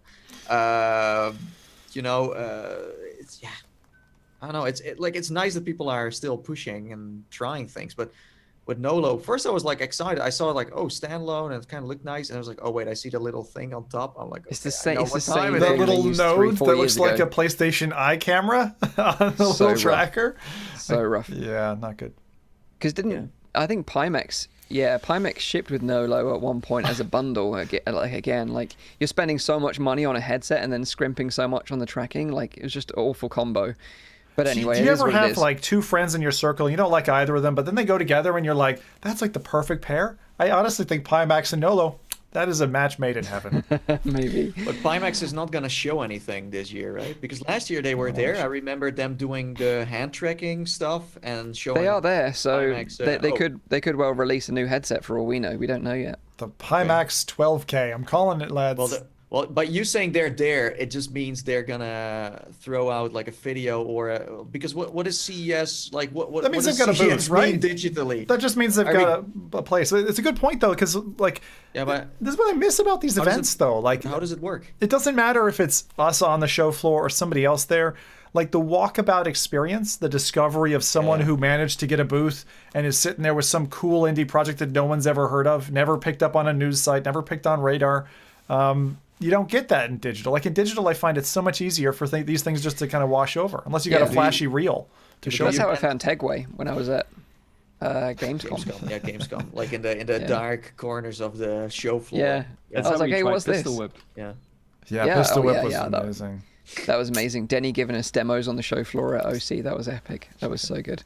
We should have him back on the show one time. Absolutely. Yeah, we should. But yeah, that is CES. Okay. Obviously, anything interesting comes out of CES, we will let you know on the show in the next couple of weeks. But that is that for now. So I think now it's time to hand it over to Zim for some releases, and he's got some interesting updates for us this week. I do. We can talk about. Well, there's actually things here as well that I'm sure you guys aren't expecting, and I can't wait to talk about. So, all right, hands up. Who of you have gotten fat over the holidays from stuffing yourself with gorging on all these foods, candy, alcohol, all that stuff? Yeah, 2 hands up, boys. I've literally eaten my own body weight in chocolate over the holidays. I'm not going to lie. Well, like it's one of the very few things that's making me happy right now is food. So, like, please don't judge. All right. Well, I'll tell you what. There's an app now out on Quest, and it's been out before. It's funny we were talking about the Vive Focus because that's the level of graphics you're going to get. This is a port, so be careful. This is the #1 complaint of the game. But there's a game called Hollow Fit by Helodia. It's just launched on Quest 7th of January. This game features a number of different types of workouts, and it's actually meant to couple with like a rowing machine and stuff like that. Now, don't try it with a treadmill. You'll break your face, okay? So don't do that. But there is running in this. There's cycling in this if you've got a cycling machine, for example, or a rowing machine. And what it does is it has all these different kind of atmospheres. You can go in you can work out in like Paris, Antarctica, Saturn, a tropical or a mountainous kind of environment. It's a bunch of different things. It actually, when I looked at it first, it reminded me of kind of like Wii Fit style. And the graphics level is pretty low, right? One of the things that's neat about this is there's a 7-day trial. This is subscription based, right? So this is very much like, I'm trying to remember the Beat Saber clone that's fitness based. Supernatural. Thank you. Which was like they take baseball bats instead of lightsabers and all that. And it's still doing really well, even that I thought they were going to be, but they're still even though it's still US only as well. And yeah, true. This subscription model is not something I was expecting to see more from so soon. But these guys, the thing is, these guys have been on other headsets for a while. So as I said, the level of visuals is quite low because it works on things like Android and iOS apps that are obviously fixed to a device. There's Vive Focus support. There's support on a number of other headsets, Rift and stuff like that. It was on Steam for a while, but now it's come to Quest, and so I wonder how they'll do there. But you can start off with a 7-day free trial if you want to check it out. I think there's 2 levels of subscription. Generally, you'd be paying $10 a month, which isn't crazy like the other. What was the other one? It was like $25 or something? I think it was $20 a month. It's crazy. Supernatural was, yeah. So this is obviously undercutting it. And actually, the reviews on this so far have been very mixed. A lot of people complain about the visuals, very low def textures and stuff like that being a problem. But the positives are people who are into rowing machines or cycling machines say it really augments their experience, helps them get a different perspective than others. The game has a number of environments, which is nice. Got different modes as well: time attack, racing, multiplayer in this, and Bluetooth compatibility to be able to connect to your machine of choice. So of course this works amazingly if you have the machine, because the freaking gameplay is made to work with the machine. So if you don't have the machine and you then play it, it's a little bit strange. Well, so this sounds like someone who's looking for a platform to publish it on, but it's not necessarily the right platform to do it on, but it's the only one. So, right? so the Bluetooth connectivity is like a standard feature with a lot of these machines, right? So you are able to do this, and I think what you're saying there is certain modes will be kind of cut out for you. If you don't have a rowing machine, what are you going to be doing? You're sitting there pulling in the air with your, with your Quest like controllers. The extra immersion that you get from having the rowing machine. Like really fast, like. Okay. Yeah, Rowdy. I think we paid to watch that as well. And I don't get why developers still don't do that. And we talked a little bit earlier about like whether like other immersive experiences that you've tried. I think the most immersive kind of fitness kind of thing I've ever done is called Zombies Run on the Android and probably also the iTunes store, which is kind of like an. Do you know it? Yeah, I know it. It killed a bunch of kids.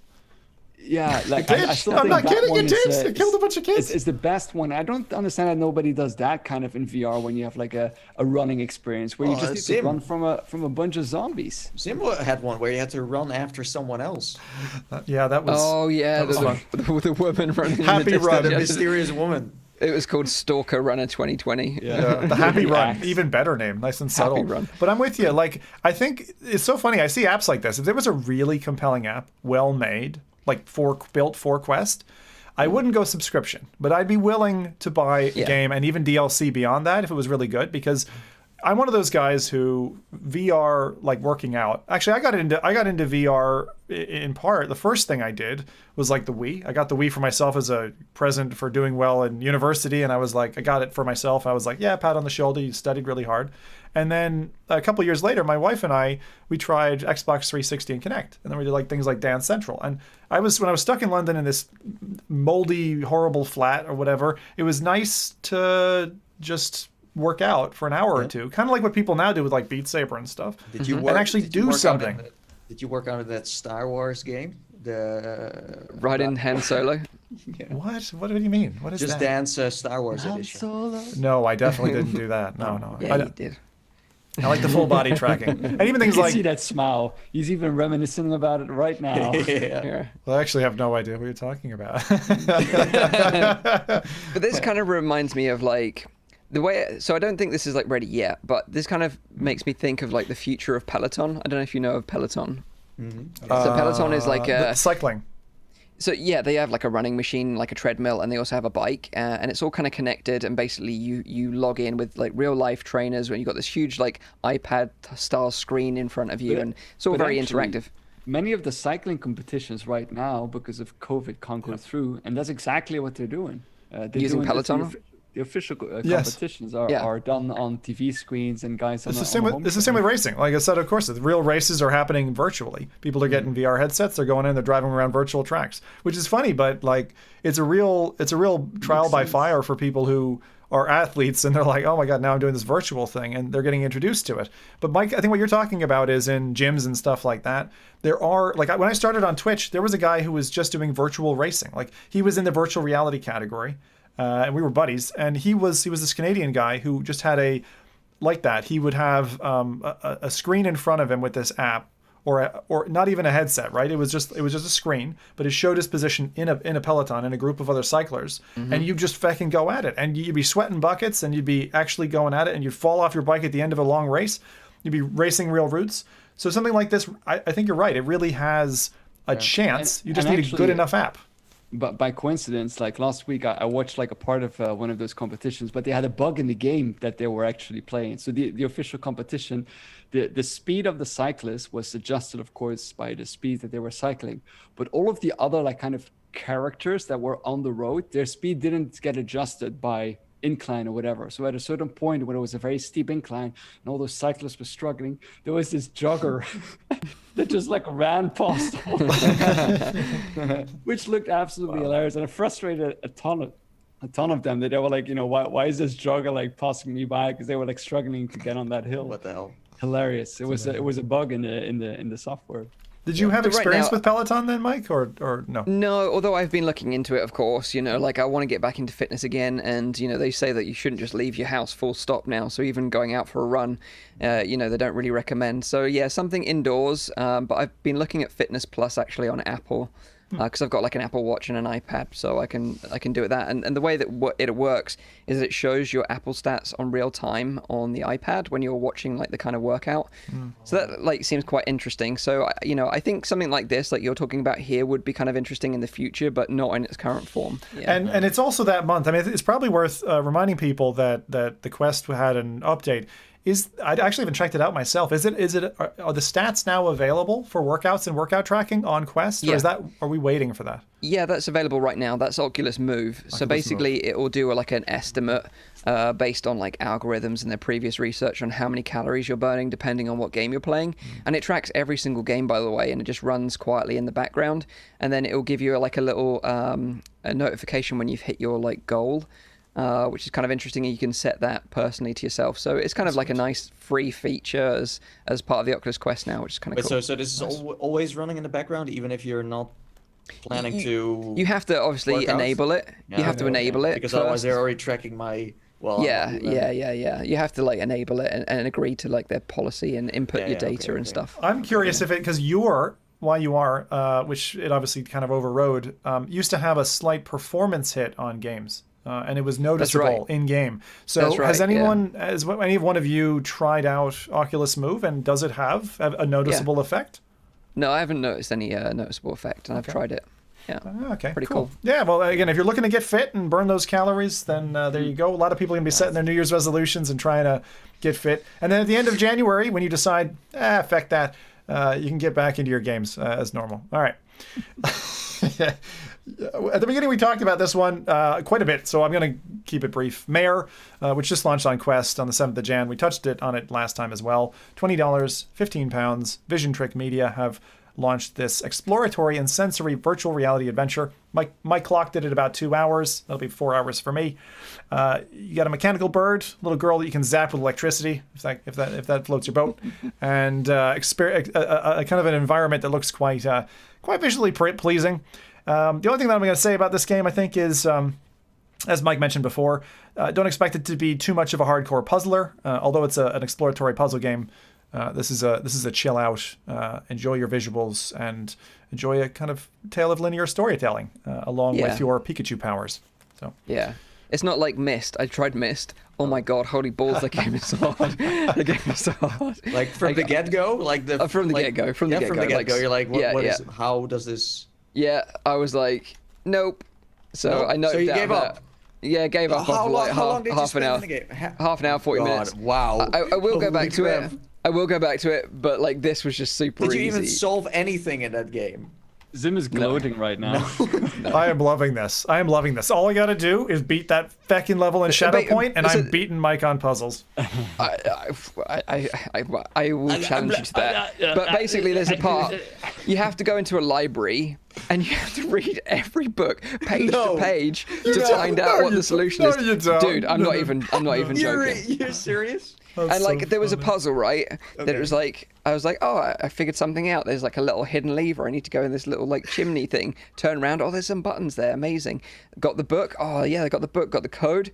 This is what you need to do. Flip to page 1. I thought, yeah, I've got my little input there. Put it in. Nothing happened. Flip the page. Oh, this is page 100. No, 1 of 100 pages of all the different solutions, and I got to work out which one's which. I was like, you know what? Fuck this game. Did you randomize the puzzles? Did you? No. You just went. So we're playing different playthroughs. Interesting. See, I'm random. Yeah, I'm gonna need You're gonna need some help. I'm gonna need to do some research online before I go back in. It does sound very immersive. Is it easier to not randomize, or is it easier to randomize then? So you randomize if you don't want help, right? Then I have nowhere to turn to because. What does randomize even mean in that sense? Is it like? I understand not just the order, but also the puzzles that you're solving are different. So, for example, if the code would have been 613, it'll be 012. And so no one can help me other than someone who knows kind of how the puzzle operates. And so I didn't want help. I wanted just to go at it. This is also a great game for a charity stream, Mike. Just saying. Yeah. No, don't. It'd be torture for me. You'd literally have to sit down in a library and read like 10 books before you can solve it. I was already getting frustrated at the dinosaur game when I had to solve a puzzle, let alone. So if you don't want Myst, then go buy Mayor. The game that's slightly easier Mirror's than like the opposite of Myst in terms of difficulty. It's like super easy. For noobs like It's you. what I needed in my life. And if you're frustrated enough that you want to shoot stuff, well, the next game is for you then. So, the Rift release of a game that's been out since 2017. I'm going to see if Nathy catches this one and remembers the name. Yeah, Out of ammo. This is Out of Ammo Death Drive, which was the sequel, actually, to Out of Ammo. Roblox FPS. Which I never played, but Nathy did. It is a bit it. Roblox. Yeah, it is a bit Roblox. A bit of a wave thing. Bit of a it's wave. not as great as the original. Not game. as good as the original game. Yeah, that. The original this game was is- amazing. This is so odd that I remember Rowdy doing a video of it on his channel. Exactly. Rowdy, you did this one. You did Death Drive. Even. Did you do That this was one? No, not this one. You did. Oh, okay. You did Out of Ammo, the original one. The original, yeah. Yeah. So Out of Ammo was from Rocketworks, and so is the sequel. This was originally out on Steam on the 17th of August, 2017. Right. And I like Rocketworks' VR experiences. They've been good so far. But this is an apocalyptic kind of sequel to it. For those who aren't familiar with Out of Ammo, what kind of game is it? It's actually like a mix between VR tower defense strategy game and FPS. So basically you start Battlefield 2 style as the commander and you place all your little dudes. But then if you want, let's say your little your little CPU controlled bot isn't doing so hot, you can just step into his shoes, grab some grenades, grab a sniper rifle, and the scopes and the gunplay in the game is really, really solid. It looks like Total Roblox, War in a way. but it plays very, very smoothly, actually. It's very solid. It's a very solid game. Okay, so this is coming to. So this is just landed on Oculus Home. So Rift and Rift S users and Quest with Link can now access. So random. It is random, right? Out of the blue. Why now? Why now? Like, Why it came 7th out of like December? 3 years ago or something. Yeah, it's freaking odd. I don't know. They're actually working. Rocketworks are working on a game called Icarus, which this isn't a VR game, but I think it's in Unreal, and it looks amazing. So check out Icarus. Just a slight recommendation from me. Rocketworks originally made Daisy. The creator of Rocketworks, so the founder of Rocketworks is Dean Hall, who Dean most Hall. people know, or Rocket 2 Guns as he's known on Twitter, Daisy. And then after 3 years of trolling through that, he accepted a bunch of death threats and left and made his own company. Bohemia Interactive still owns the rights to Daisy and are continuing to develop it, but it's not fantastic, really. Did I tell you guys about the funny story that I had with an interaction with them? Go on. Yeah, tell us. So this was back in the day when my channel was still very young, but I would still like try my luck and like get like a key for a game so I could play it. So I contacted the community manager. I forgot his name, but he was a really chill guy. And I contacted him through email and said, "Hey, listen, I would like to play this game on my YouTube channel. Is there any chance that I could maybe get a key? You know, it'd be nice. I'll make a video, blah blah." And he got back to me like almost instantly. He said, "Yeah, sure. Here's a key." And I was like, "Awesome!" Like they I didn't even have to verify my YouTube channel. Nothing. Just like gave me a key straight away. So I was really excited to play this game. I had like an entire evening like planned out for playing this. And I got the key and I copied it into my Steam and I activated it. And the game that I got was Shower with Your Dad Simulator. What the heck is this like? You know, so I was like, huh? And just to verify it, I like started the game because I was like, oh, maybe they renamed it or whatever. I had no idea that Shower with Your Dad was actually an actual game. So I of course it wasn't the game. So I sent an email back and I sent them, I really appreciate you sending me the key. However, even though I would very much look forward to shout with my dad in virtual reality, I don't think that the rest of my channel would appreciate that. And I sent off that email just for laughs. And he got back to me like almost immediately. He's like, I needed a good laugh. I've just been sending these keys for this game to everyone who asks for a key because I know a lot of them are like trying to sell them on like, you know, all those like those websites where they sell keys. That's hilarious, dude. And I imagine there's a lot of people buying keys on those websites for this game and actually getting the game Shower with Your Dad.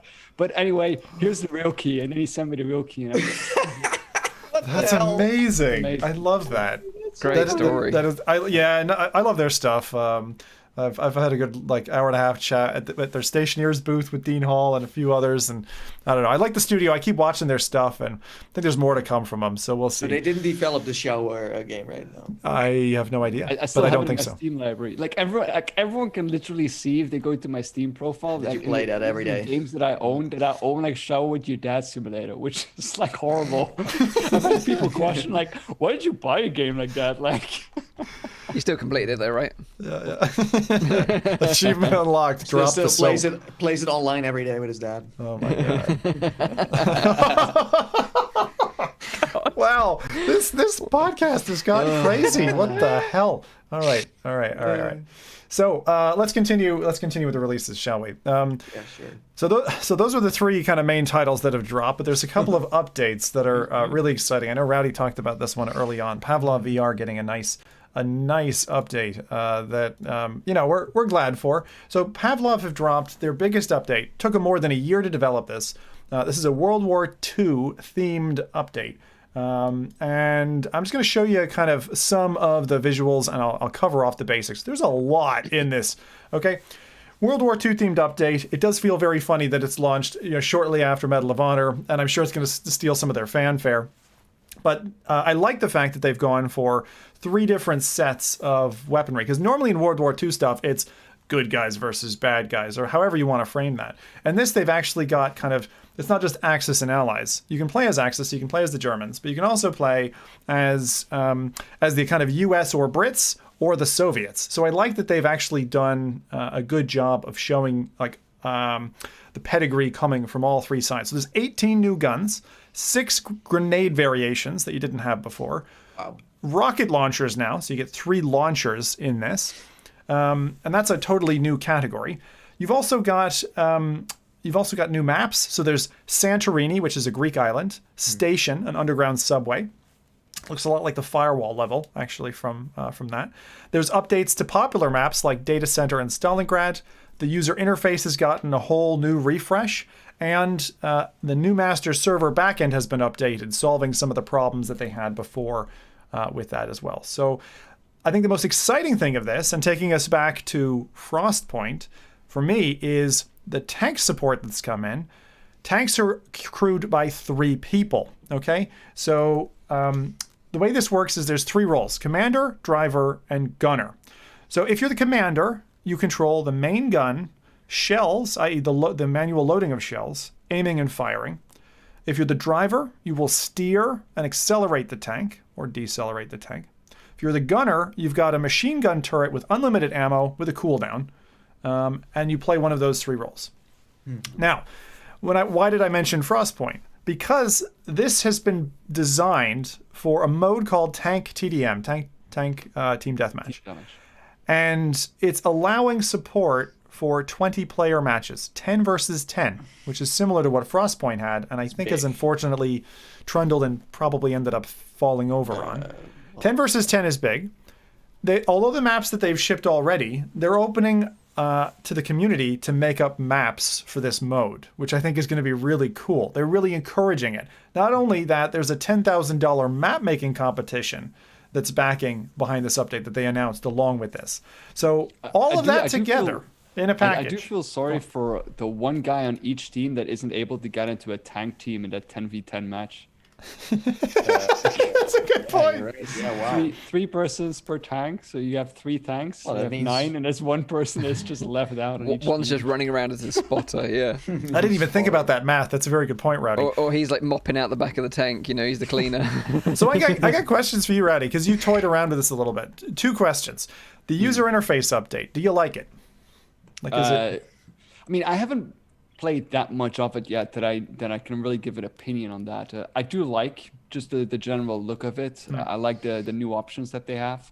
But I mean, I need more time playing with this specifically with the tanks itself. Like I haven't been able to get into one really and like really test everything out there yet. No. Okay. No but worries. these guys are like pushing it to the next level, because you have seen a lot of shooters, but no one has ever tried to introduce like vehicles into that at the same time based on the gameplay they already had. because the game was, there were no vehicles. You couldn't really drive in anything. And now they add this, and it's World War II themed as well. That's amazing. And this kind of opens up that baseline for, we get into kind of the battlefield, whatever territory, but in a solid way. I mean, there have been a lot of Battle Royale titles, I know, but this one is just slowly doing it, and not trying to hurry in the sense of, okay, we make something, because what I've seen gameplay wise, it looks really good, looks really exciting. And as you said, like 10v10 is ambitious, but they already have the player base and they can see in their data what they should be pushing. So and I think that like from now this as Mike called out earlier on, this is for Rift or Rift S. This is for your PSVr user base, right? Steam as well, of course. But I think that Quest users are very shortly going to be pining for this. I like what we've seen with Rec Room, like Rec Royale and stuff like that. Multiplayer, high number of assets in a multiplayer environment. Them moving this to Quest support, I think, is going to be a while. That's not an easy thing for them to be. They still have achieve. To do an official launch on the store anyway, so they do have time to kind of do their thing, Yeah, I wonder if there's going to be feature parity. That's what I'm, looking at it. I'd be surprised if they manage it, but if they manage it, great. Well, even if they don't, people are still going to be happy with this game coming to the Quest. I still think it's enough. As it stands, it's a fantastic game. As it without stands. the tank stuff. I think they could still manage to bring over the World War II weapons, though. Contractors just had a World War II update as well. It's kind of interesting that we had all these World War II updates, just around the launch of Medal of Honor. But it's cool. I like World War II stuff. So I think it's great. Minds think alike. You tend to see this. You see these waves of we had zombies for 4 or 5 years. And we had World War II for a good decade. And now it's cycling back to World War II. Everyone's like, hey, I'm just glad we don't have World War III yet. But it could still happen. Pavlov as well. Like the zombie maps are still in there as well. Yeah, exactly. The zombie modes in Pavlov are amazing, by the way. They really feel like you're in one of those zombie flicks like 28 Days Later. You're running and gunning and running out of ammo. These guys build something from scratch. Well, you have Respawn Entertainment, who's like a huge studio, who brings us a multiplayer that is, compared to this, kind of basic in that sense. Well, these guys are adding some tank stuff like it's nothing. Exactly. It's crazy. Yeah. I'm looking forward to trying this out. I downloaded the update this morning, so I'll try it out at some point this week. What do you want to be, Mike? Like the driver or the... Or you want to be that one player that doesn't have a tank? I'm not that interested in the tanks, actually. I'm just more interested in the new maps and the new weapons. Yeah, I'm totally... the tanks has me, because multiplayer, vehicular control is a bit like Twitch plays chat, or Twitch chat plays a game, having to work with other teammates. Even if you don't know them. I like working with strangers. I know it would drive... Rowdy wouldn't do it. Mike would probably be driven up the wall. It's not your guys' thing, but for me, I love getting in with a bunch of strangers and just trying to work stuff out and make some short single-serving friends. That'll be fun.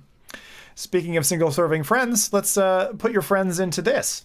So this is something that, if you didn't know already, about 13 days ago, we had a nice little update from Nibre, and the creator of the Mother VR mod for Alien Isolation. Alien Isolation, for those who don't know, is a horror game. This is not for grandma, okay? Unless grandma really, wants to meet the Reaper soon. So this game is a full-featured, it was a AAA launch when it landed. This was ages ago. I think it was 2014 or 2015 when the first game landed. Mm-hmm. Recently, it was out on Epic Games Store. They actually gave it out for free. So if you managed to snag it at that stage, now this mod works with the Epic Games Store version. Nice. Even if you haven't touched this before, if you haven't gotten into it, or if you did back in the day, be aware there are some updates to Alien Isolation in the form of DLC. There are kind of survival maps with the alien that you can play, where it's a randomized I think it's randomized rather than procedurally generated environment, and you have to survive the alien. So even if you're done with a single player and you're like, I know everything there is to know about Alien Isolation, I played it 3 times, hands up, I am one of those people. You can still play these kind of randomized maps and stuff. So there is still replayability in a similar light to the extra DLC for Resident Evil 7 that is also in that way kind of randomized and survival-esque. So now the thing is, we spoke about Hitman with Gamepad. Yeah. Now this is kind of same deal. So is this then suddenly, this is okay? Is this still something you should be playing, or is this on a different level? It's weird because this was never designed for VR though. It was kind of like a design mod. True, but it does have motion controls now, right? The Midday mod does have motion controls. Yeah, so the motion control support, like what Mike's saying, one of the things that didn't work very well is the screens that you use for saving the game, for tracking, for checking in at various points of the game. They used to be really poor. Like in the actual studio's own implementation of Alien Isolation, you could have an ini file update and get into there, and that was terrible. So one of the main things fixed by Midday was actually the interaction with VR headsets and those kind of systems, which are much better than they used to be. In terms of control support, I don't have personal experience with it, so I can't speak to that. But I can say that for many years, Alien Isolation was one of my top horror games. It is an incredible experience. The AI behind the alien is not dumb. It is incredibly smart, and it will trick you in a way that will cause you to shriek. Trust me. You'll think, oh, it's forgotten about me. It doesn't know where I am, and it's just faking you out. It comes back and stabs you in the chest. Yeah. It's crazy. Isn't it that it gets like smarter by the longer that you play? I think it's designed by the gameplay. I don't think it's like reactive. I don't think it's learning your behavior. I think it's just that the AI ramps in difficulty later on. I think it also had like difficulty, like you could choose a difficulty as well, I remember. There are difficulty settings in the game, and you play on the harder difficulty settings, you're probably not going to finish the game. But it's funny that the VR support started where they had like this demo. I think it was E3 or something. Yeah, people they did. Try it, and they recorded them screaming. And then later on, they were able to find it in the files, and that's where the whole mod came out of. We're great. So it's like they actually had they did want to do it, yeah.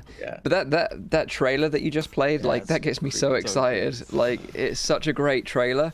And even for today's standard, even though the game is like a few years old now, that trailer still stands up today. It gets me hyped to go and play the game again. Yeah, I was gonna say because like it's that trailer was from one of the DLC that they released, and if you haven't done it, if you haven't done the DLC part, there was a free element and I think a paid element, but it was really worthwhile. There was like I think the paid element was mostly useless stuff. It was like skins, like you could get Ripley to overlay Amanda, so you could play as Ripley if you wanted. Oh, nice. But the extra stuff that I remember they put in, I think was free if I'm not misremembering that. And that was the kind of update, the major update that they gave before they left the game and put it on the shelf. Yeah, the survival mode, right? Yeah, the survival mode is really good actually. Yeah. Main fan in the chat is saying it does not have motion control support. Okay. Just controller support. Is that right? I thought that's what I thought. It was just gamepad. I thought it was updated for motion controllers. Where you can see your hands, you can move them individually. I don't think so, but if that's the case, then if I'd done my job better, I probably would know that, but I don't know that. So okay, that's why I was like. That's why I mentioned Hitman, because like on Hitman we're like, okay, that's too outdated, but then because there's some hype behind Alien Isolation, it's suddenly okay. So I was like wondering, where do we put these two on the ranking? This is the other side, right? Like, I mean, if you think about the immersive side, you aren't using your DS4 gamepad as an immersive tool. So then the question is, are you getting, like, if you have a little bit of vanilla ice cream, then you're going to want a lot of vanilla ice cream. So is it bad to get kind of halfway house VR interaction, or would you prefer to just stay as a gamepad player if you're going to VR something? I mean, this is probably similar to the conversation Rowdy and I had around Subnautica some years ago. And then they had this Nitrox app that was going to be multiplayer as well, which I'm still keeping an eye on, by the way. And you can play multiplayer Subnautica, with VR support. I've done it. It works, but you're strictly on keyboard and mouse or gamepad. Just to show of hands, like, what would you guys prefer? Would you prefer, a tracked gamepad controller with some VR support, or would you prefer just to kind of stay in the gamepad land? I haven't experienced that many games where you got to use the gamepad that way. We had Static, we had Astrobot, but we haven't I think it depends that on the many. Game. So I would never want to play like. I don't know if Hitman, if that could work. I don't know. I've never tried a shooter or a stealth game that way, so I don't know. I've never tried it. Yeah. For me, it's indeed, it depends mostly on the game, I would say. But for example, if you're talking about games like No Man's Sky or Subnautica or Hitman, I would really want those games to have motion controls, just like No Man's Sky then eventually brought in as well. Also, we've got to remember that Alien Isolation and its mod again are many years old. You know, I remember playing this on the original CV1, and you know, I think as magic as it is to be in the Alien universe in VR, like that's the kind of cool thing about it, right? Is that you get to look around these environments that are iconic from the movies. Whereas Hitman doesn't really have that kind of nostalgia vibe anyway. Not for me anyway. Yeah. I don't know. For all games, it should be motion controller support. But this is a mod, and you know, this is a guy that's modding a game for free, and you can't really ask that much from him. That's a big difference. Whereas IO Interactive is a huge studio with tons of money, and they, like we said earlier, it feels like the VR implementation is kind of tacked on. Shortchanged a little bit. Yeah. So there you go. There's some stuff to sink your teeth into this week. So that's Pavlov VR's Update 24, the major expansion of the PSVr build of Pavlov. Alien Isolation now supported, and if you've had in your library the Epic Game Store version, now that support is there in version 0.8.1 over on GitHub. And 3 games for you to buy up if you're interested in. 7-day trial on HoloFit, which is on Quest. Mare on Quest for about 15 quid. And Out of Ammo Death Drive, if you're a Rift S user and for some reason never wanted to buy that game on Steam back in 2017, then there you go. The sequel is now yours. Sure, yeah. That's us for releases this week. Nice one. Fun show. So yeah, I just want to round up the show. Just to remind you that this is a weekly show, live streamed every Saturday on YouTube and Twitch. The show goes live at 7 p.m. in Europe, 6 p.m. in the UK, and 12 midday in Central US. You can also check out the audio version, which is available on iTunes, SoundCloud, and on Spotify. Hit the like button if you enjoyed this stream today, and subscribe to the channel for all our future content. And yeah, have a great week in VR. We'll be back next week, hopefully covering some interesting stuff from CES. But if not, I'm sure we'll scrape something together to deliver for you anyway. So until then, have a great week in VR, and we'll see you next week. Take care. Bye-bye. Bye. Bye. Wave to the chatbots, people. Bye. Bye-bye.